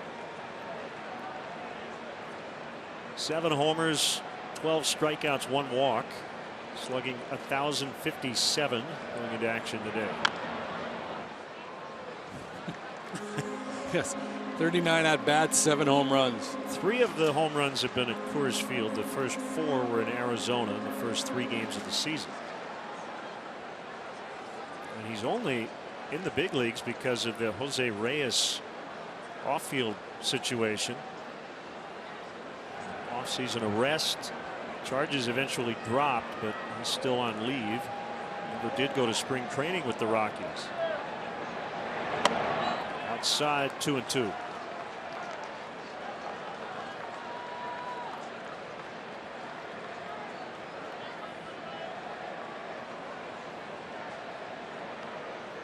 Sixth inning, Cubs lead 3-0, looking for their 5th consecutive win.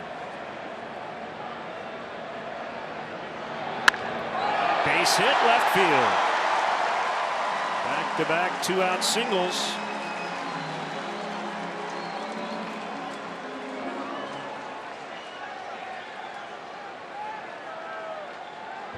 Aside from the home run the other night, the results haven't been great for Addison Russell, but the at-bats have been. I think he's seeing the ball well.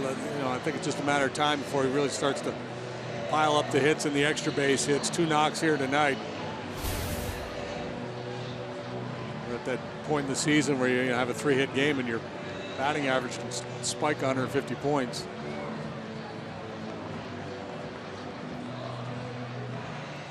Cub pitching coach, his first year with the Reds. That position, Mark Riggins.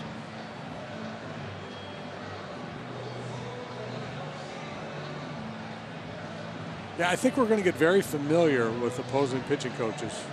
Yeah, Mike Butcher. Mike Butcher he's the leader in the clubhouse right now with visits induced.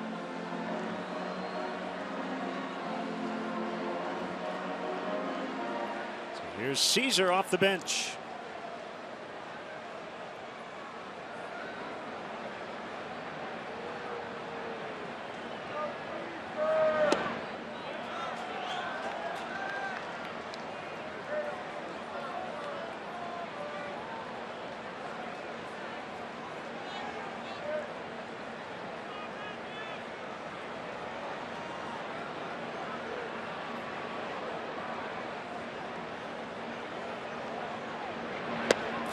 A miss. 1-1 on Matt.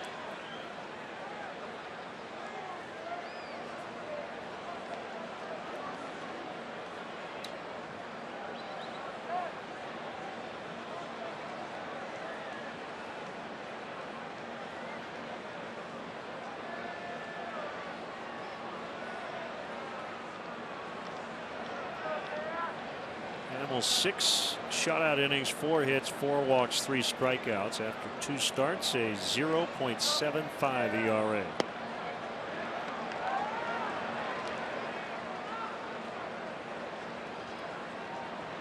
Pretty encouraging. Absolutely. After a rough finish to the season last year, tough go in the postseason. Nice bounce back start here for Jason.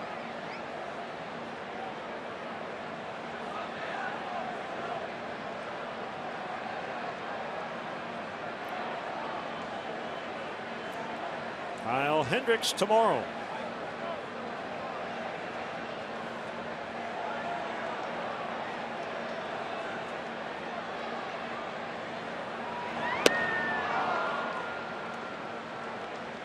Two and two.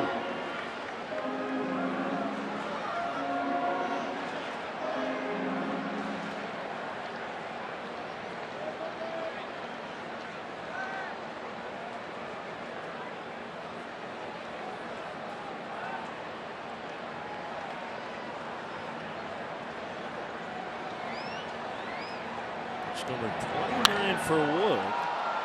Should be the final one of the inning.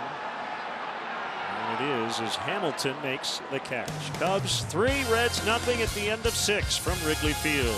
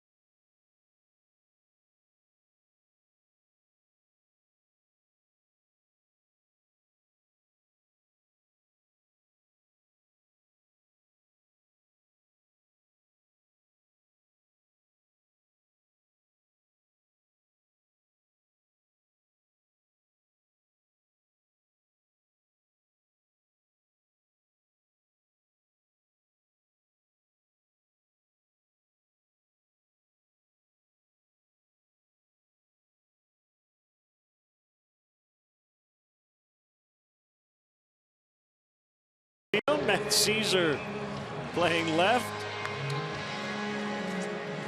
Chris Bryant moves from left to third, and it's not Blake Wood, Travis Wood. It's Wood versus Wood.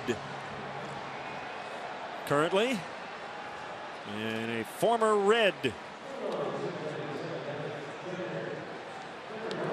Well, Travis Wood is off to a very nice start here. Remember last year he was in the rotation at the beginning of the year. Struggled there, had an ERA up around 5, a little above 5, and then made the move to the bullpen. Was quite effective.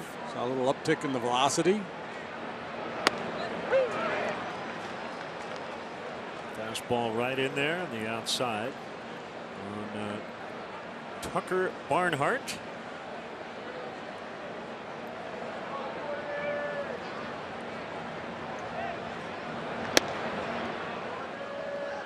Doesn't it sound like he should have a country band? Yeah, Tucker maybe Barnhart. like a lead guitar player for Tucker Barnhart Trio.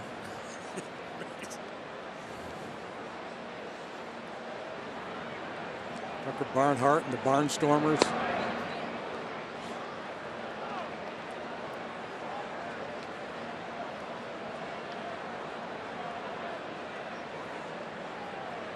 Two and one. And the Reds catcher.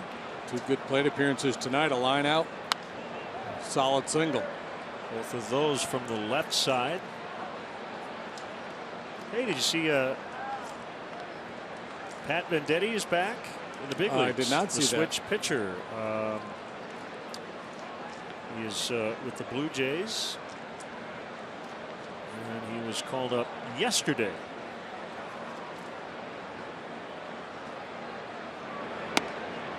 Outside 3-2. So 26 appearances last year with the Oakland A's. Pat Venditti. Listed as bats, switch. Of course, he's a switch hitter, right? Throws both. He's the Ben Zobrist of pitchers.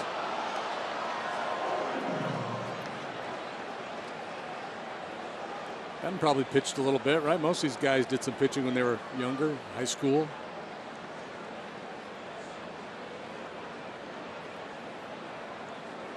Riz said he used to crank it up there 93 miles an hour.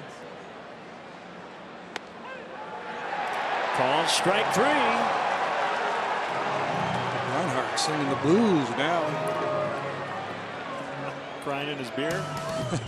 Tomorrow afternoon, Kyle Hendricks looks for win number 2 as the Cubs open up a weekend series against those hard-hitting Colorado Rockies. Coverage begins tomorrow at 12:30 on CSN Chicago.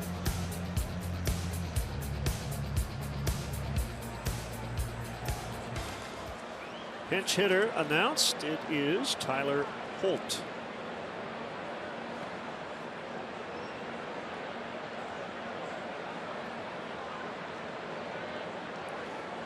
Yeah, I'm not sure. You know, Cozart and Mesoraco held out due to some muscle issues. I'm not sure if they're available to pinch hit here or not. We talked about Brian Price being a little short in the bullpen. He may have limited options on his bench as well.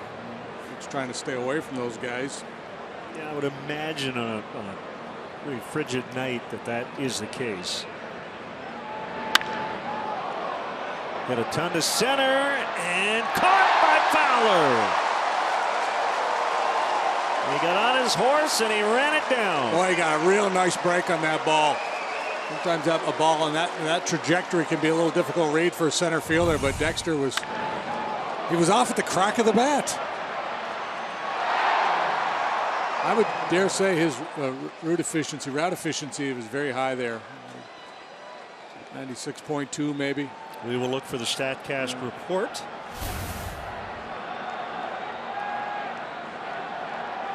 Acknowledges the bleacher fans are chanting his name. 2 outs. Here's Hamilton.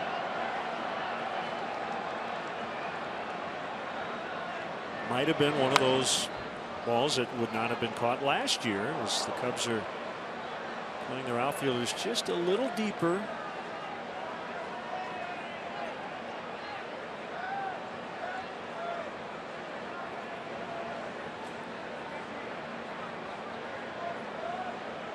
give up an extra bloop hit here or there.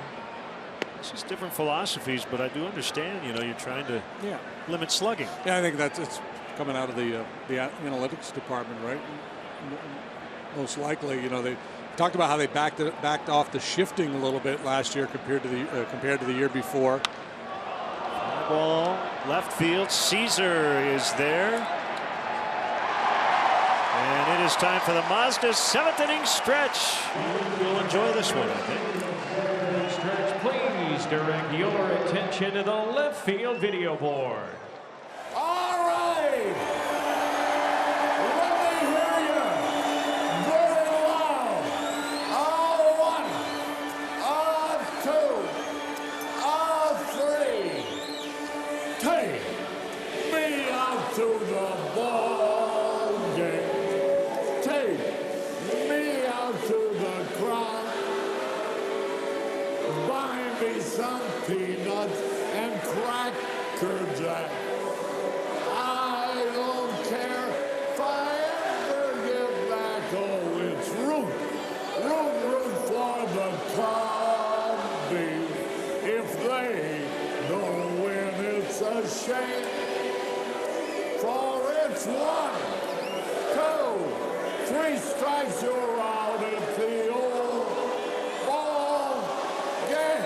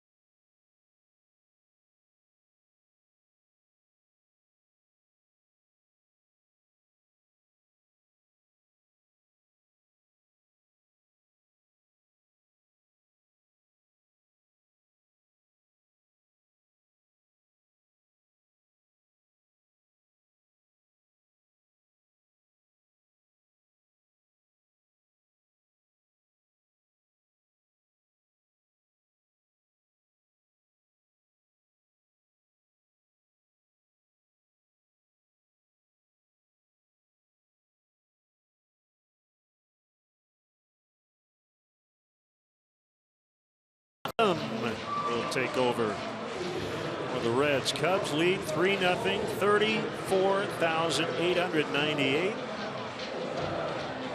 Just sang the stretch with Harry on the video board.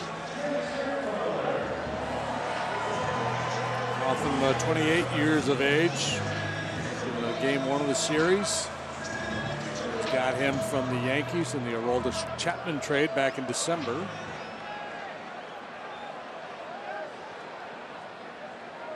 It's 12 times for the Yankees last year in relief for a 6.52 ERA.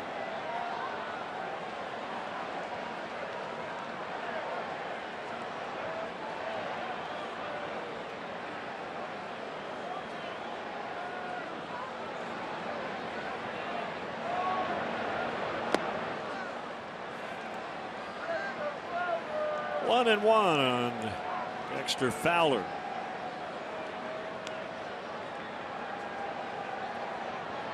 Two singles and a walk. And a great defensive play in center. Had that base running gap early, but was more than made up for it. And he went. Ball made by Jeff Kellogg on the third.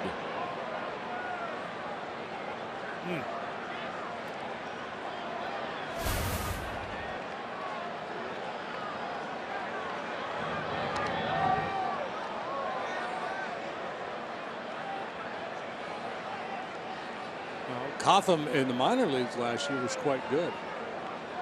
2.77 ERA, 15 appearances at AA Trenton, $1.74, 20 appearances at AAA Scranton Wilkes-Barre.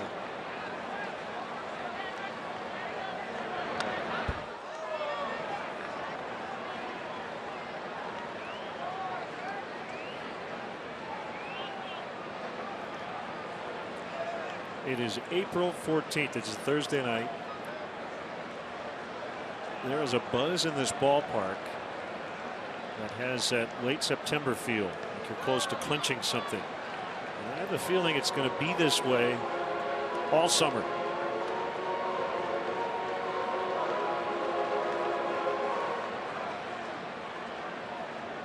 Just wait till the weather gets more baseball-like.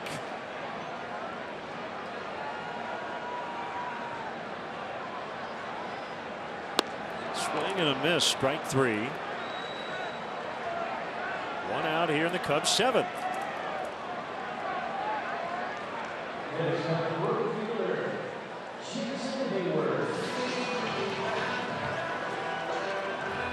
I don't know if Hayward has circled Monday night on his calendar or not, but I'm looking forward to his return to St. Louis. That should be fun. John Lackey will pitch in that series as well.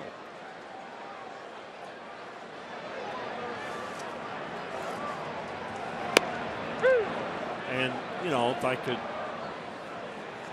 kind of dial up what should happen Monday night, I think Hayward should hit about 5 home runs. That would be the best result.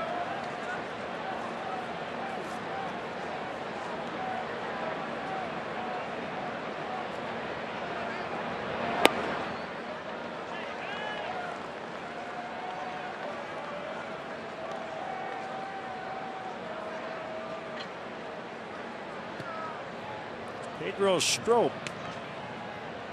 in the bullpen.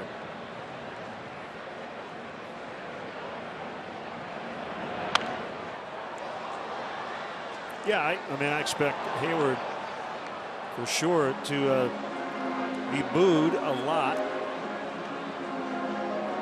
Part of a 100-win team last year with the Cardinals. His only season there. And then the free agency decided to sign not only with your arch rival, but the team that just beat you in the National League Division Series. This adds another chapter to Cubs Cardinals. Well, we've talked to Jed and Theo about it. As Hayward pops on the left side of the infield and Pacheco makes the catch. The fact that Lackey and Hayward were Cardinals had nothing to do with the Cubs signing them. They wanted both guys. It just so happened that they took them from the Cards. Yeah, they were just very good fits on this ball club. Both filled a need.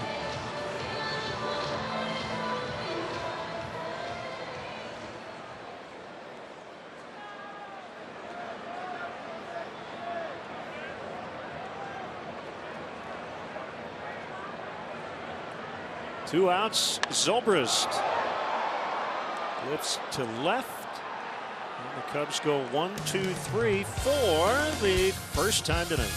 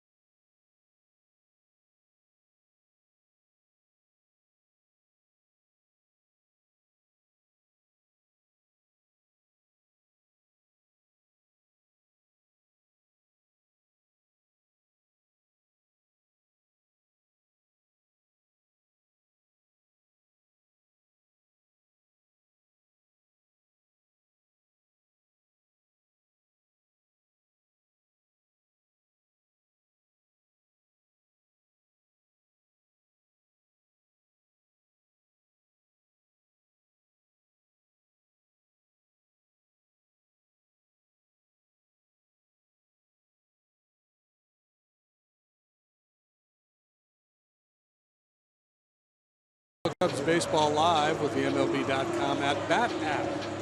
Stay Stay up to the moment at any moment with Game Day, live game video highlights, StatCast news, and more.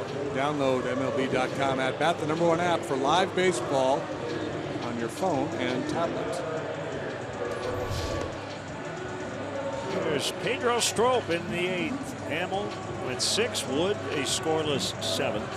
And Strop. Strop on for the 4th time. 3 1/3. He's allowed a couple of hits, struck out 4, hasn't walked anybody. Coming off an outstanding year. And he's got 2, 3, 4 to deal with here in the 8th.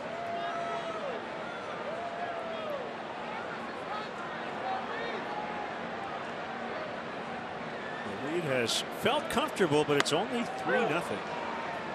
It's getting far from over. 1 strike on Suarez. I'd feel less comfortable in July with the wind blowing out.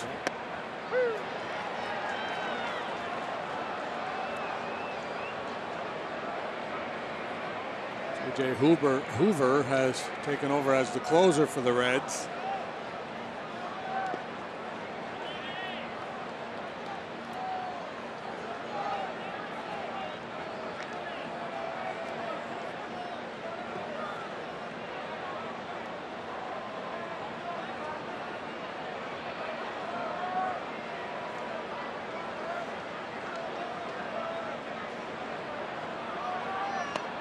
Two is low. 2 balls, 2 strikes. Looked like a split. Quick pitch. On the ground, cut off by Bryant. Started the game in left and finish it at 3rd.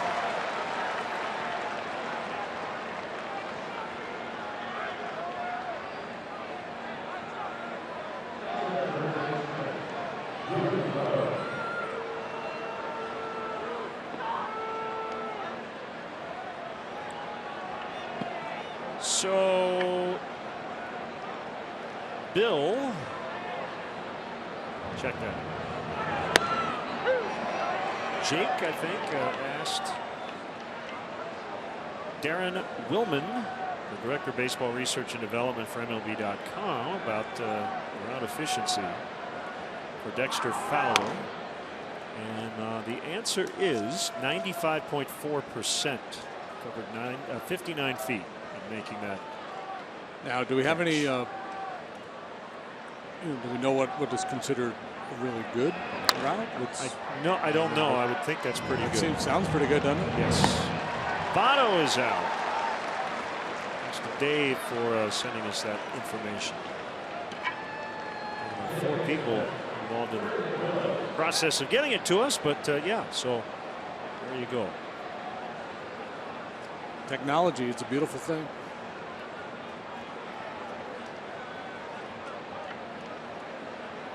Now, some of the advanced metrics don't really like Dexter. He doesn't score high marks.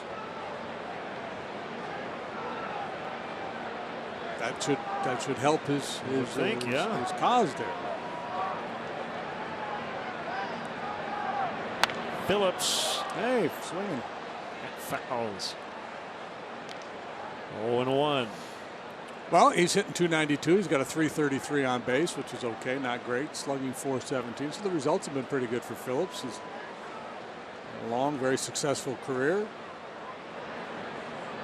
More than one way to be effective at this game. He's just he's been so swing happy early this year, though. It's incredible that time.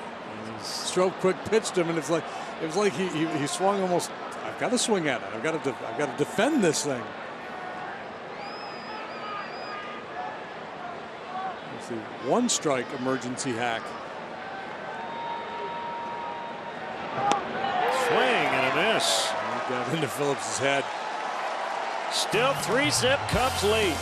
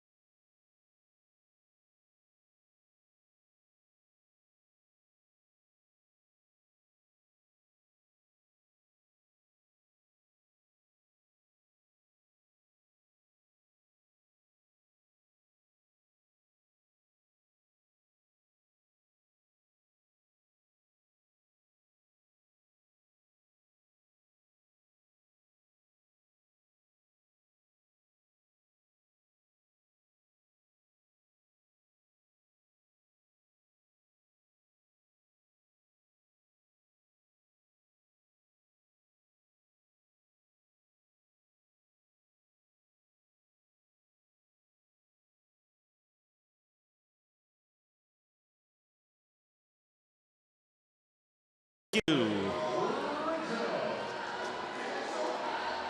maybe she's scouting the Cubs for next week's series. Here's J.J. Hoover, closer who hasn't had a closing opportunity in this series. Mr. Hoover has a 3.86 ERA. Chapman has moved along. Hoover gets a chance to be the closer. Might go with the J.J. Diamondback. He's interesting numbers the last couple of years. In 2014, he was 1-10 with a 4.88 ERA, with 54 appearances out of the bullpen. Now, one-loss records for relievers really don't mean a whole lot normally, but it's just kind of weird. And then last year, he was 8-2 in relief with a 2.94 ERA.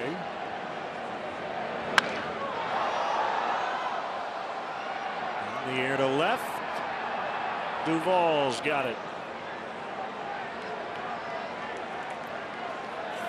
Time now for a hefty home run. Chris Bryant, back-to-back nights, has gone deep.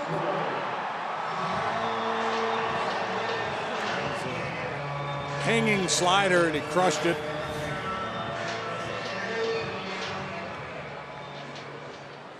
Wind has settled down significantly here. Swing and a miss. I think B-Liv has the best line on the pitcher tonight. He just tweeted, Mr. Hoover, president of Delta, 3 Ds and an F. A fine example, you said. He was the leader. Well played. Outside corner, 0-2.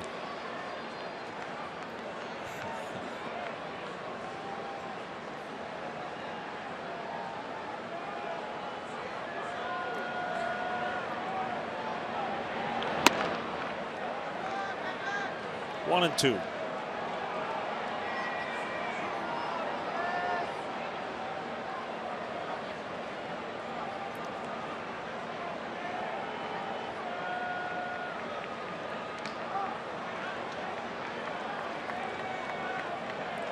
Two and two the count.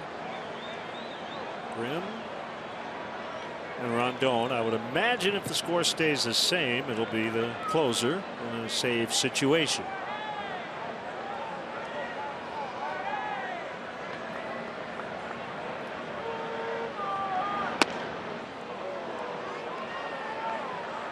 I know Nora. He kind of gets out of his position. Looks like sometimes he's going to call a strike, but he's not really making a call at all. Just kind of his in-between pitch ritual.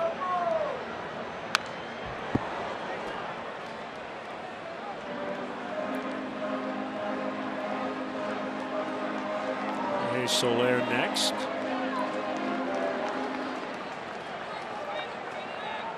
In the pitcher's spot.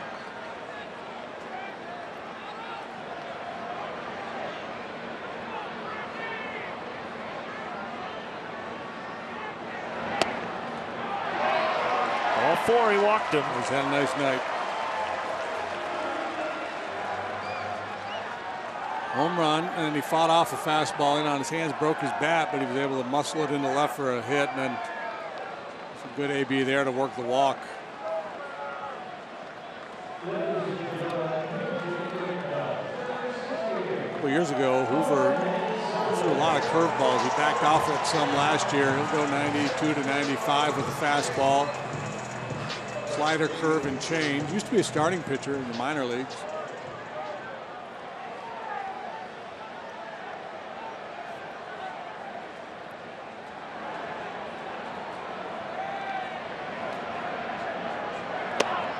So a night like tonight where the Cub hitters really appreciate the new clubhouse and the indoor batting cage. These guys on the bench can go down there in the middle innings and take some swings, stay loose, as opposed to just going in and hitting off the tee in the old clubhouse. They didn't have a cage inside. Swung on and missed on a slider to make it 0-2.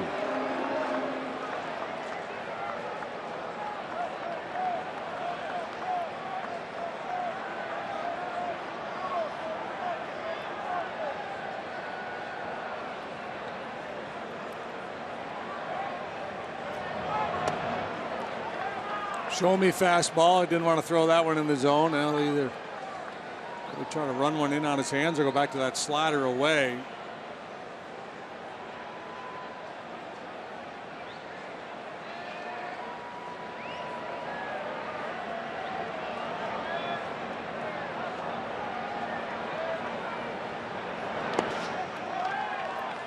Slided, blocked by Barnhart.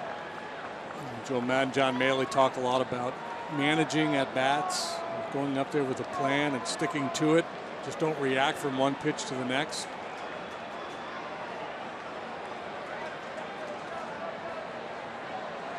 Jorge sometimes falls victim to trying to get into the pitcher's head a little too much, cheating, and then ends up flailing at that slider away. Late last year, that was the reputation coming in. He was a more disciplined hitter than some of the other young Cub prospects. For much of last season, that wasn't the case. And then late in the year, started to work more walks, certainly in the postseason.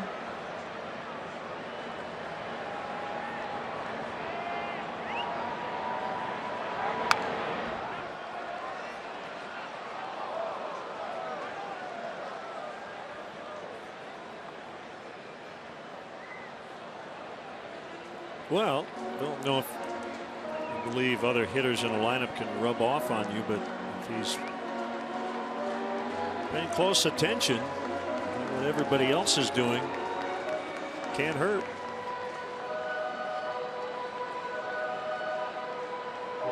Yeah, and there's some guys that's just not in there. They just don't have that skill set. But I think with Soler, he does. Yeah, he is that. He's that guy who can give you that, as long as he doesn't panic. There. So that's a chase pitch for him. He was able to check his swing.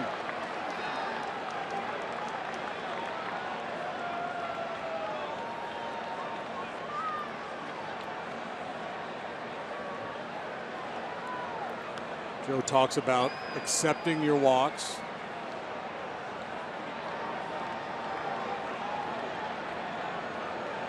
Just have a good AB. Yeah, he takes the walk. So back-to-back free passes.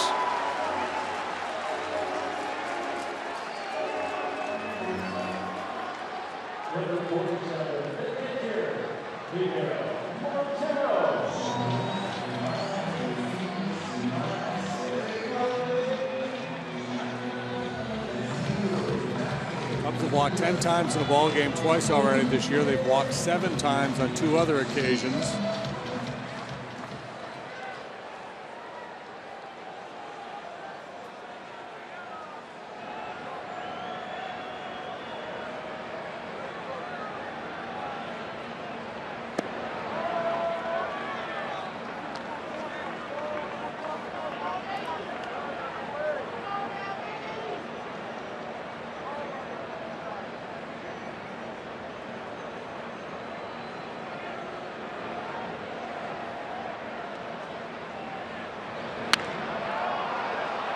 Phillips will go out. Bruce in. The ball will drop. And Bryant, with an aggressive turn around third, will be stopped by Gary Jones. And the bases are loaded. 2-hit night for Montero.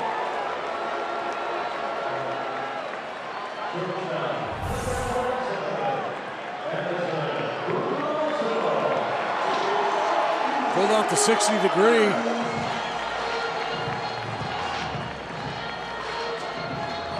Found a little seam in the defense. What other sports metaphor can we mix in there? We got golf, we got a little football, chip and chase. We've got a long summer.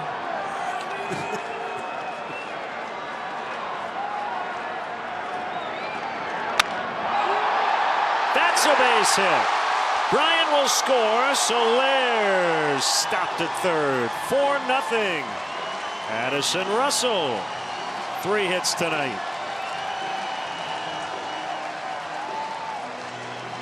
Beautiful serve and volley into right center by Russell.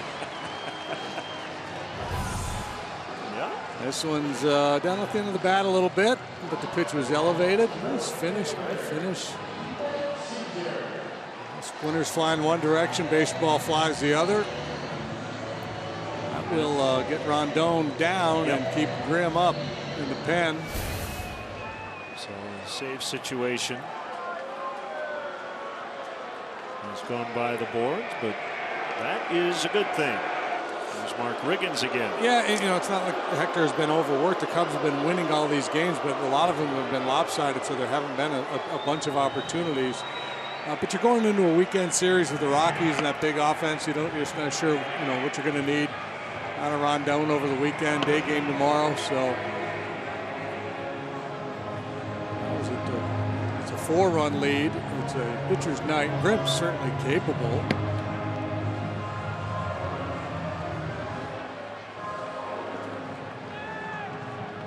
Caesar, 3 on, 1 out.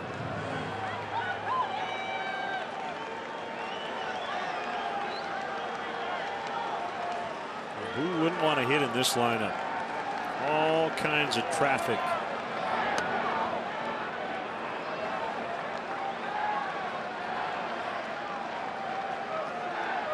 Ball 1.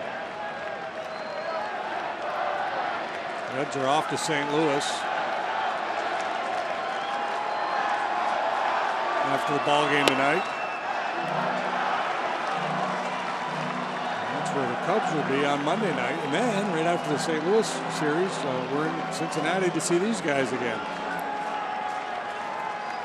A lot of people asking us what's the pointing down thing, which has taken over for the helmet rub this year. Apparently it's David Ross's deal. We'll get to the bottom of it, but a lot of his teammates are being coy. I asked Miguel Montero about it, and he said, I have no idea.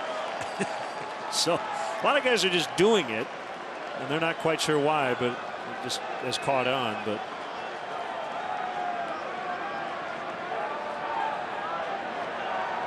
the 3-0. Ball 4. Caesar gets an RBI and a bases loaded walk. Because of course. 5-0.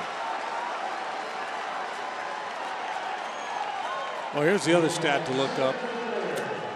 How many plate appearances the Cubs have had with the bases loaded this year versus league average. Ryan, how many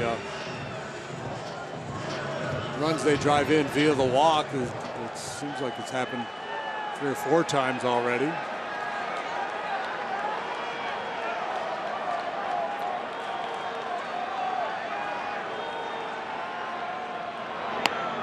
Strike called on Fowler. Well, going into tonight, the Cubs had 17 plate appearances with the bases loaded, hitting .357 in those spots. And they've had the bases loaded how many times tonight? They've had at least 20 plate appearances. A couple a game, more than that actually.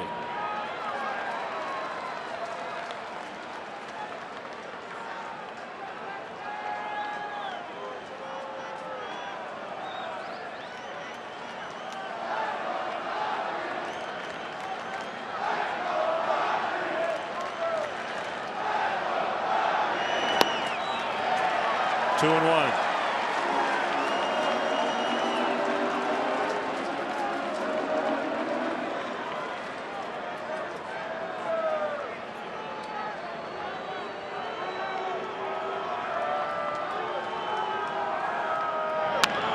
Ground ball toward right. It's through. Montero scores. Russell is in. 2-run single. Dexter Fowler. 7-0.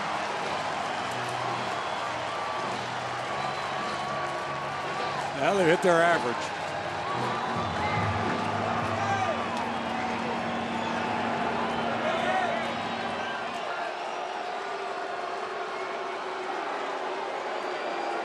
So Hoover just getting an inning, and he can't finish. Bottom of the 8th, 7 zip codes.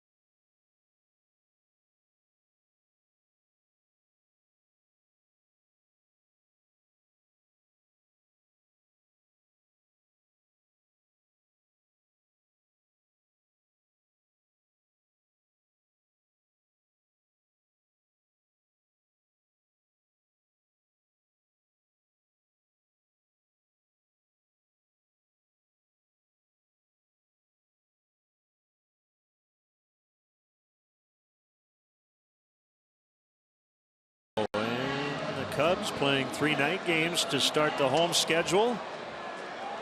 Had a 3-0 lead. It has ballooned to 7. 4 runs off J.J. Hoover. And they still have runners at first and third with only 1 out.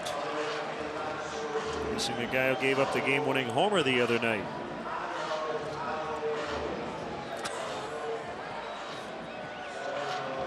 All right. Yeah, Anthony Rizzo led out the inning, flew out to left field, and walk, single, walk, single. Fly ball, charging is Bruce.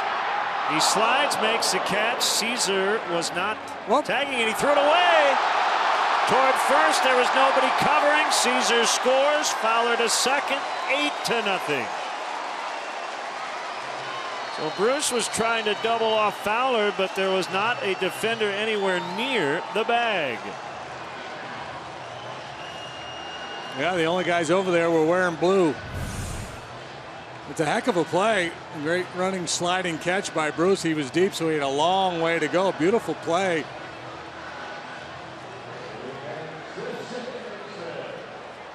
Dexter off the base, so he's just trying to bail out Diaz here and make a big play. The problem is there was nobody over there in a red uniform.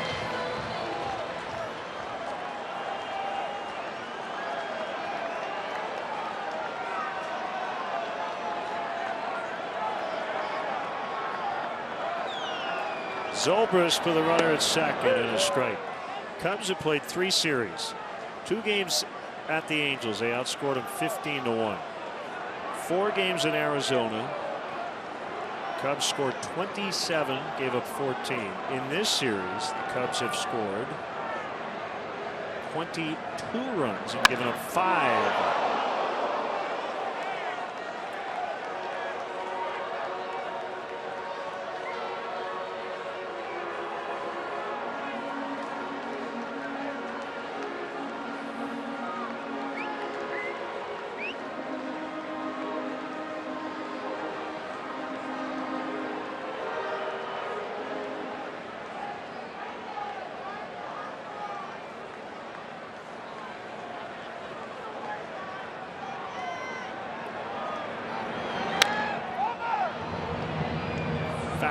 Just foul to first.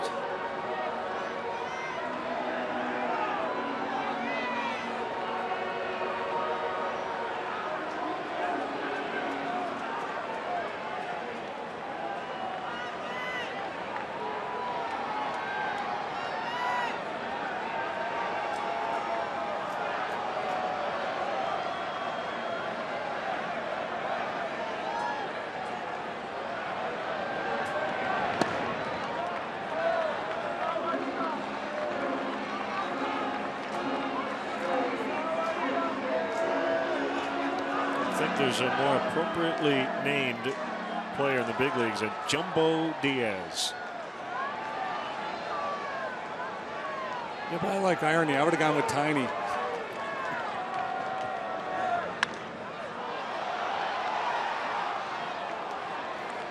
Last night, Alfredo Simon started. They call him Big Pasta.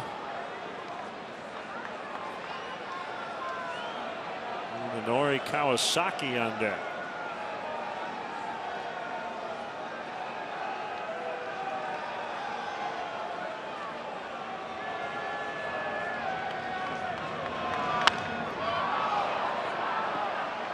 Down the left field line, going to be a tough play, and it drops foul.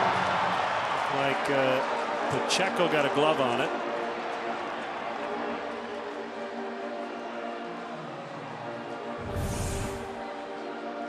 3 in hot pursuit, but nobody could get there to make a play. Good try.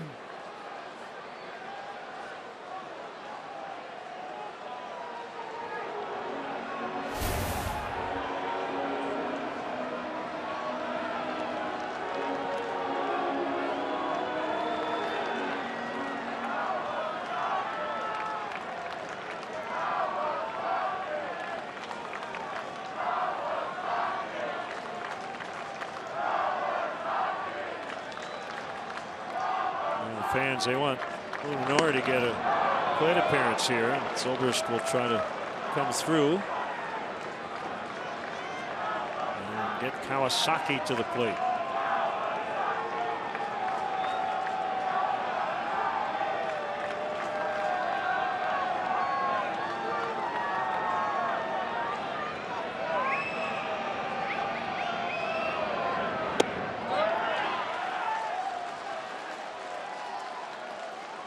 So obviously a lot of the games have been played at Coors, but the Rockies come in with a team ERA of 7.20. And the Cubs are scoring 7 a night. So the over-under. Yeah, and the weather's supposed to warm up a little bit over the weekend. Zobrist strikes out. The inning comes to an end, but they send 9 to the plate. And we go to the ninth. It's 8-0.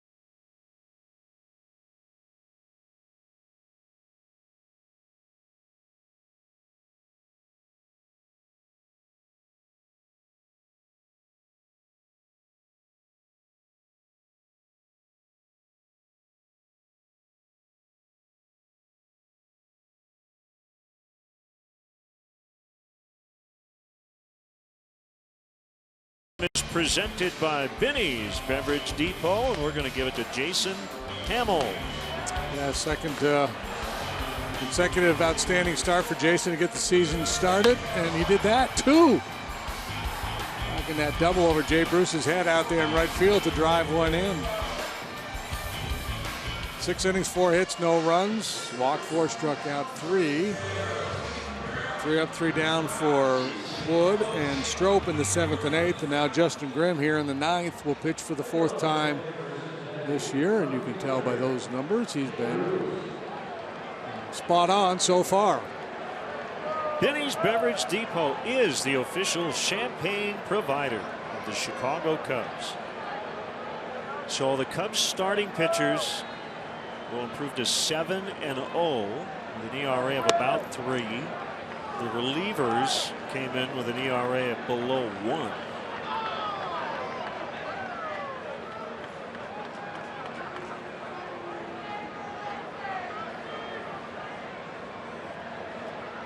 And the 1-0 to Jay Bruce is a strike.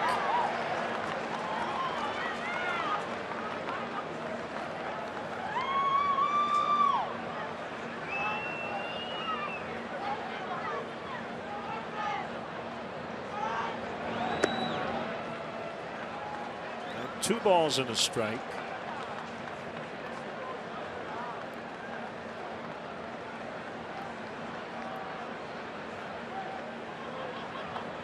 The depth and the quality of the arms in the bullpen is pretty impressive. Base hit for Bruce. Leadoff single. Third time he's been on base tonight. Walk, double, single, last 3 trips for Bruce. Well, everybody expected the Cubs to be really good. Most of the teams they have on the schedule the first month of the season, people expect not to be particularly good. So you like to be able to take advantage of this relatively soft schedule. So far they have done that. upcoming series with the Cardinals next week. The only 3 games in the month of April against teams with a winning record last year. Or at least a playoff team, I should say. I think the Angels were above 500. Diamondbacks right around 500. But you get the gist. These 3 with the Reds, the Rockies, 4 more with the Reds, and then back home for Milwaukee and Atlanta. The Braves still looking for their first win. Presumably by then they will have a couple in the bag.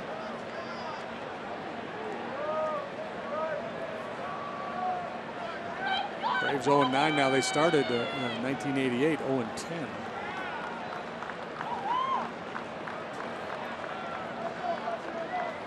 Rangers beat the Orioles 6-3. Orioles now 7-2.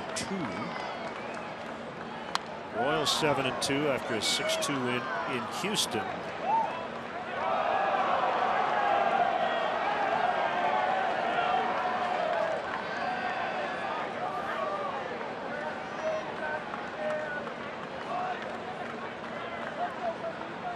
The Cubs tonight can be the first team to 8 wins. That's deep. And it's off the wall just below the basket. Adam Duvall with a double. And they have him at second and third with nobody out. Grimm's got to work out a little bind here. Credit the Reds with not going quietly. Good swings by Bruce, and now Duvall. Boy, gets the hands pulled in and barrel zips through the zone.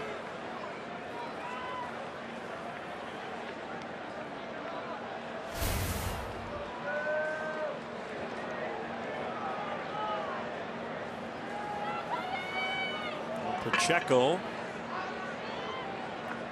with the infield back. Key here is to get outs. Run scores, no problem.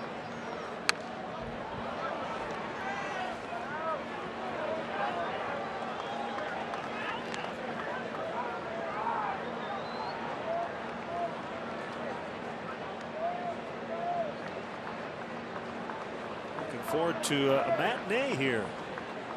Classic 120 first pitch tomorrow.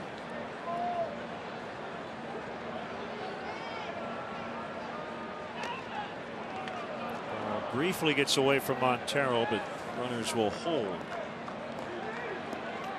Yeah, what are we talking? Low 60s maybe here at the ballpark tomorrow afternoon. Kyle Hendricks will work for the Cubs. Chad Bettis, a right-hander, will pitch for Colorado. I think is it Christian Bergman tomorrow? Well, I'm looking at the. They updated. Did they change? They changed it. I've got Bettis and then Bergman. Oh, Bergman Saturday. Okay, gotcha. Thank you. He was a right-hander and started with a B. They'd probably call him the bus.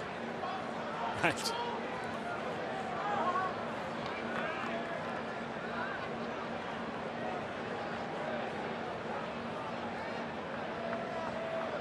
Joe Madden looking for efficiency now. He doesn't want Grimm to work too hard in this inning.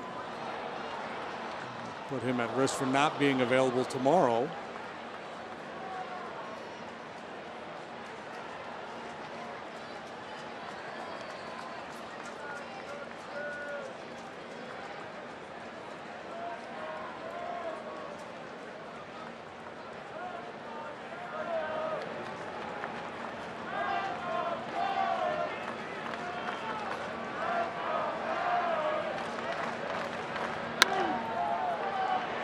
Deep. Coming in is Fowler, and the runners have to stay right where they are. And a good throw to boot. That's the first out.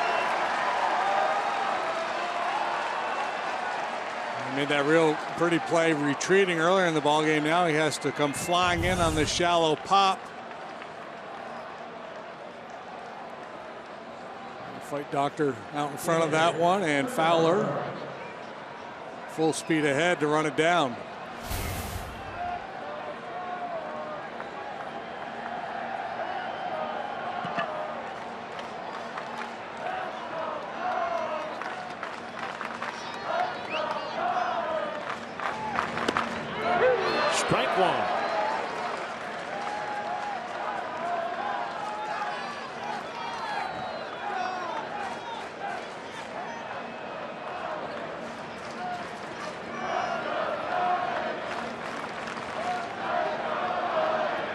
The 0-1. Ground ball is short. Russell's got it. Run will score. 2 outs. It's 8-1. Bruce is in. RBI ground out for Barnhart.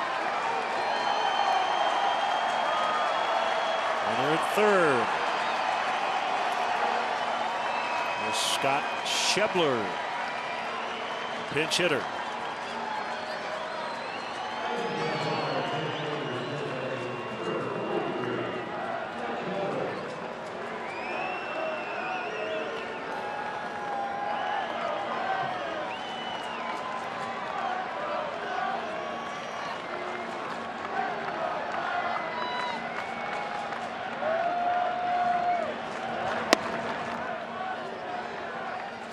One ball, no strikes.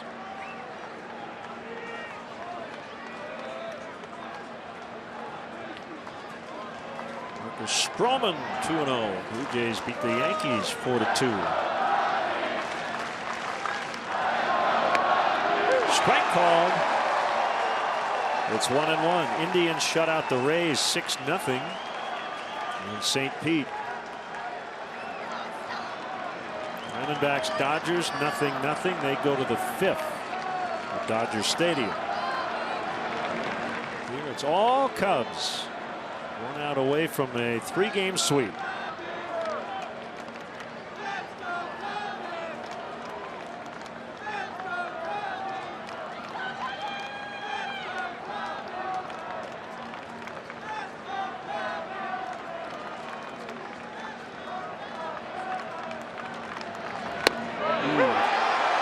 Quality pitch.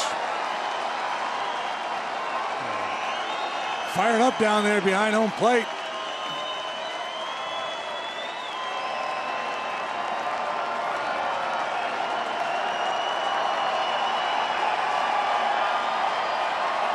A 2-2.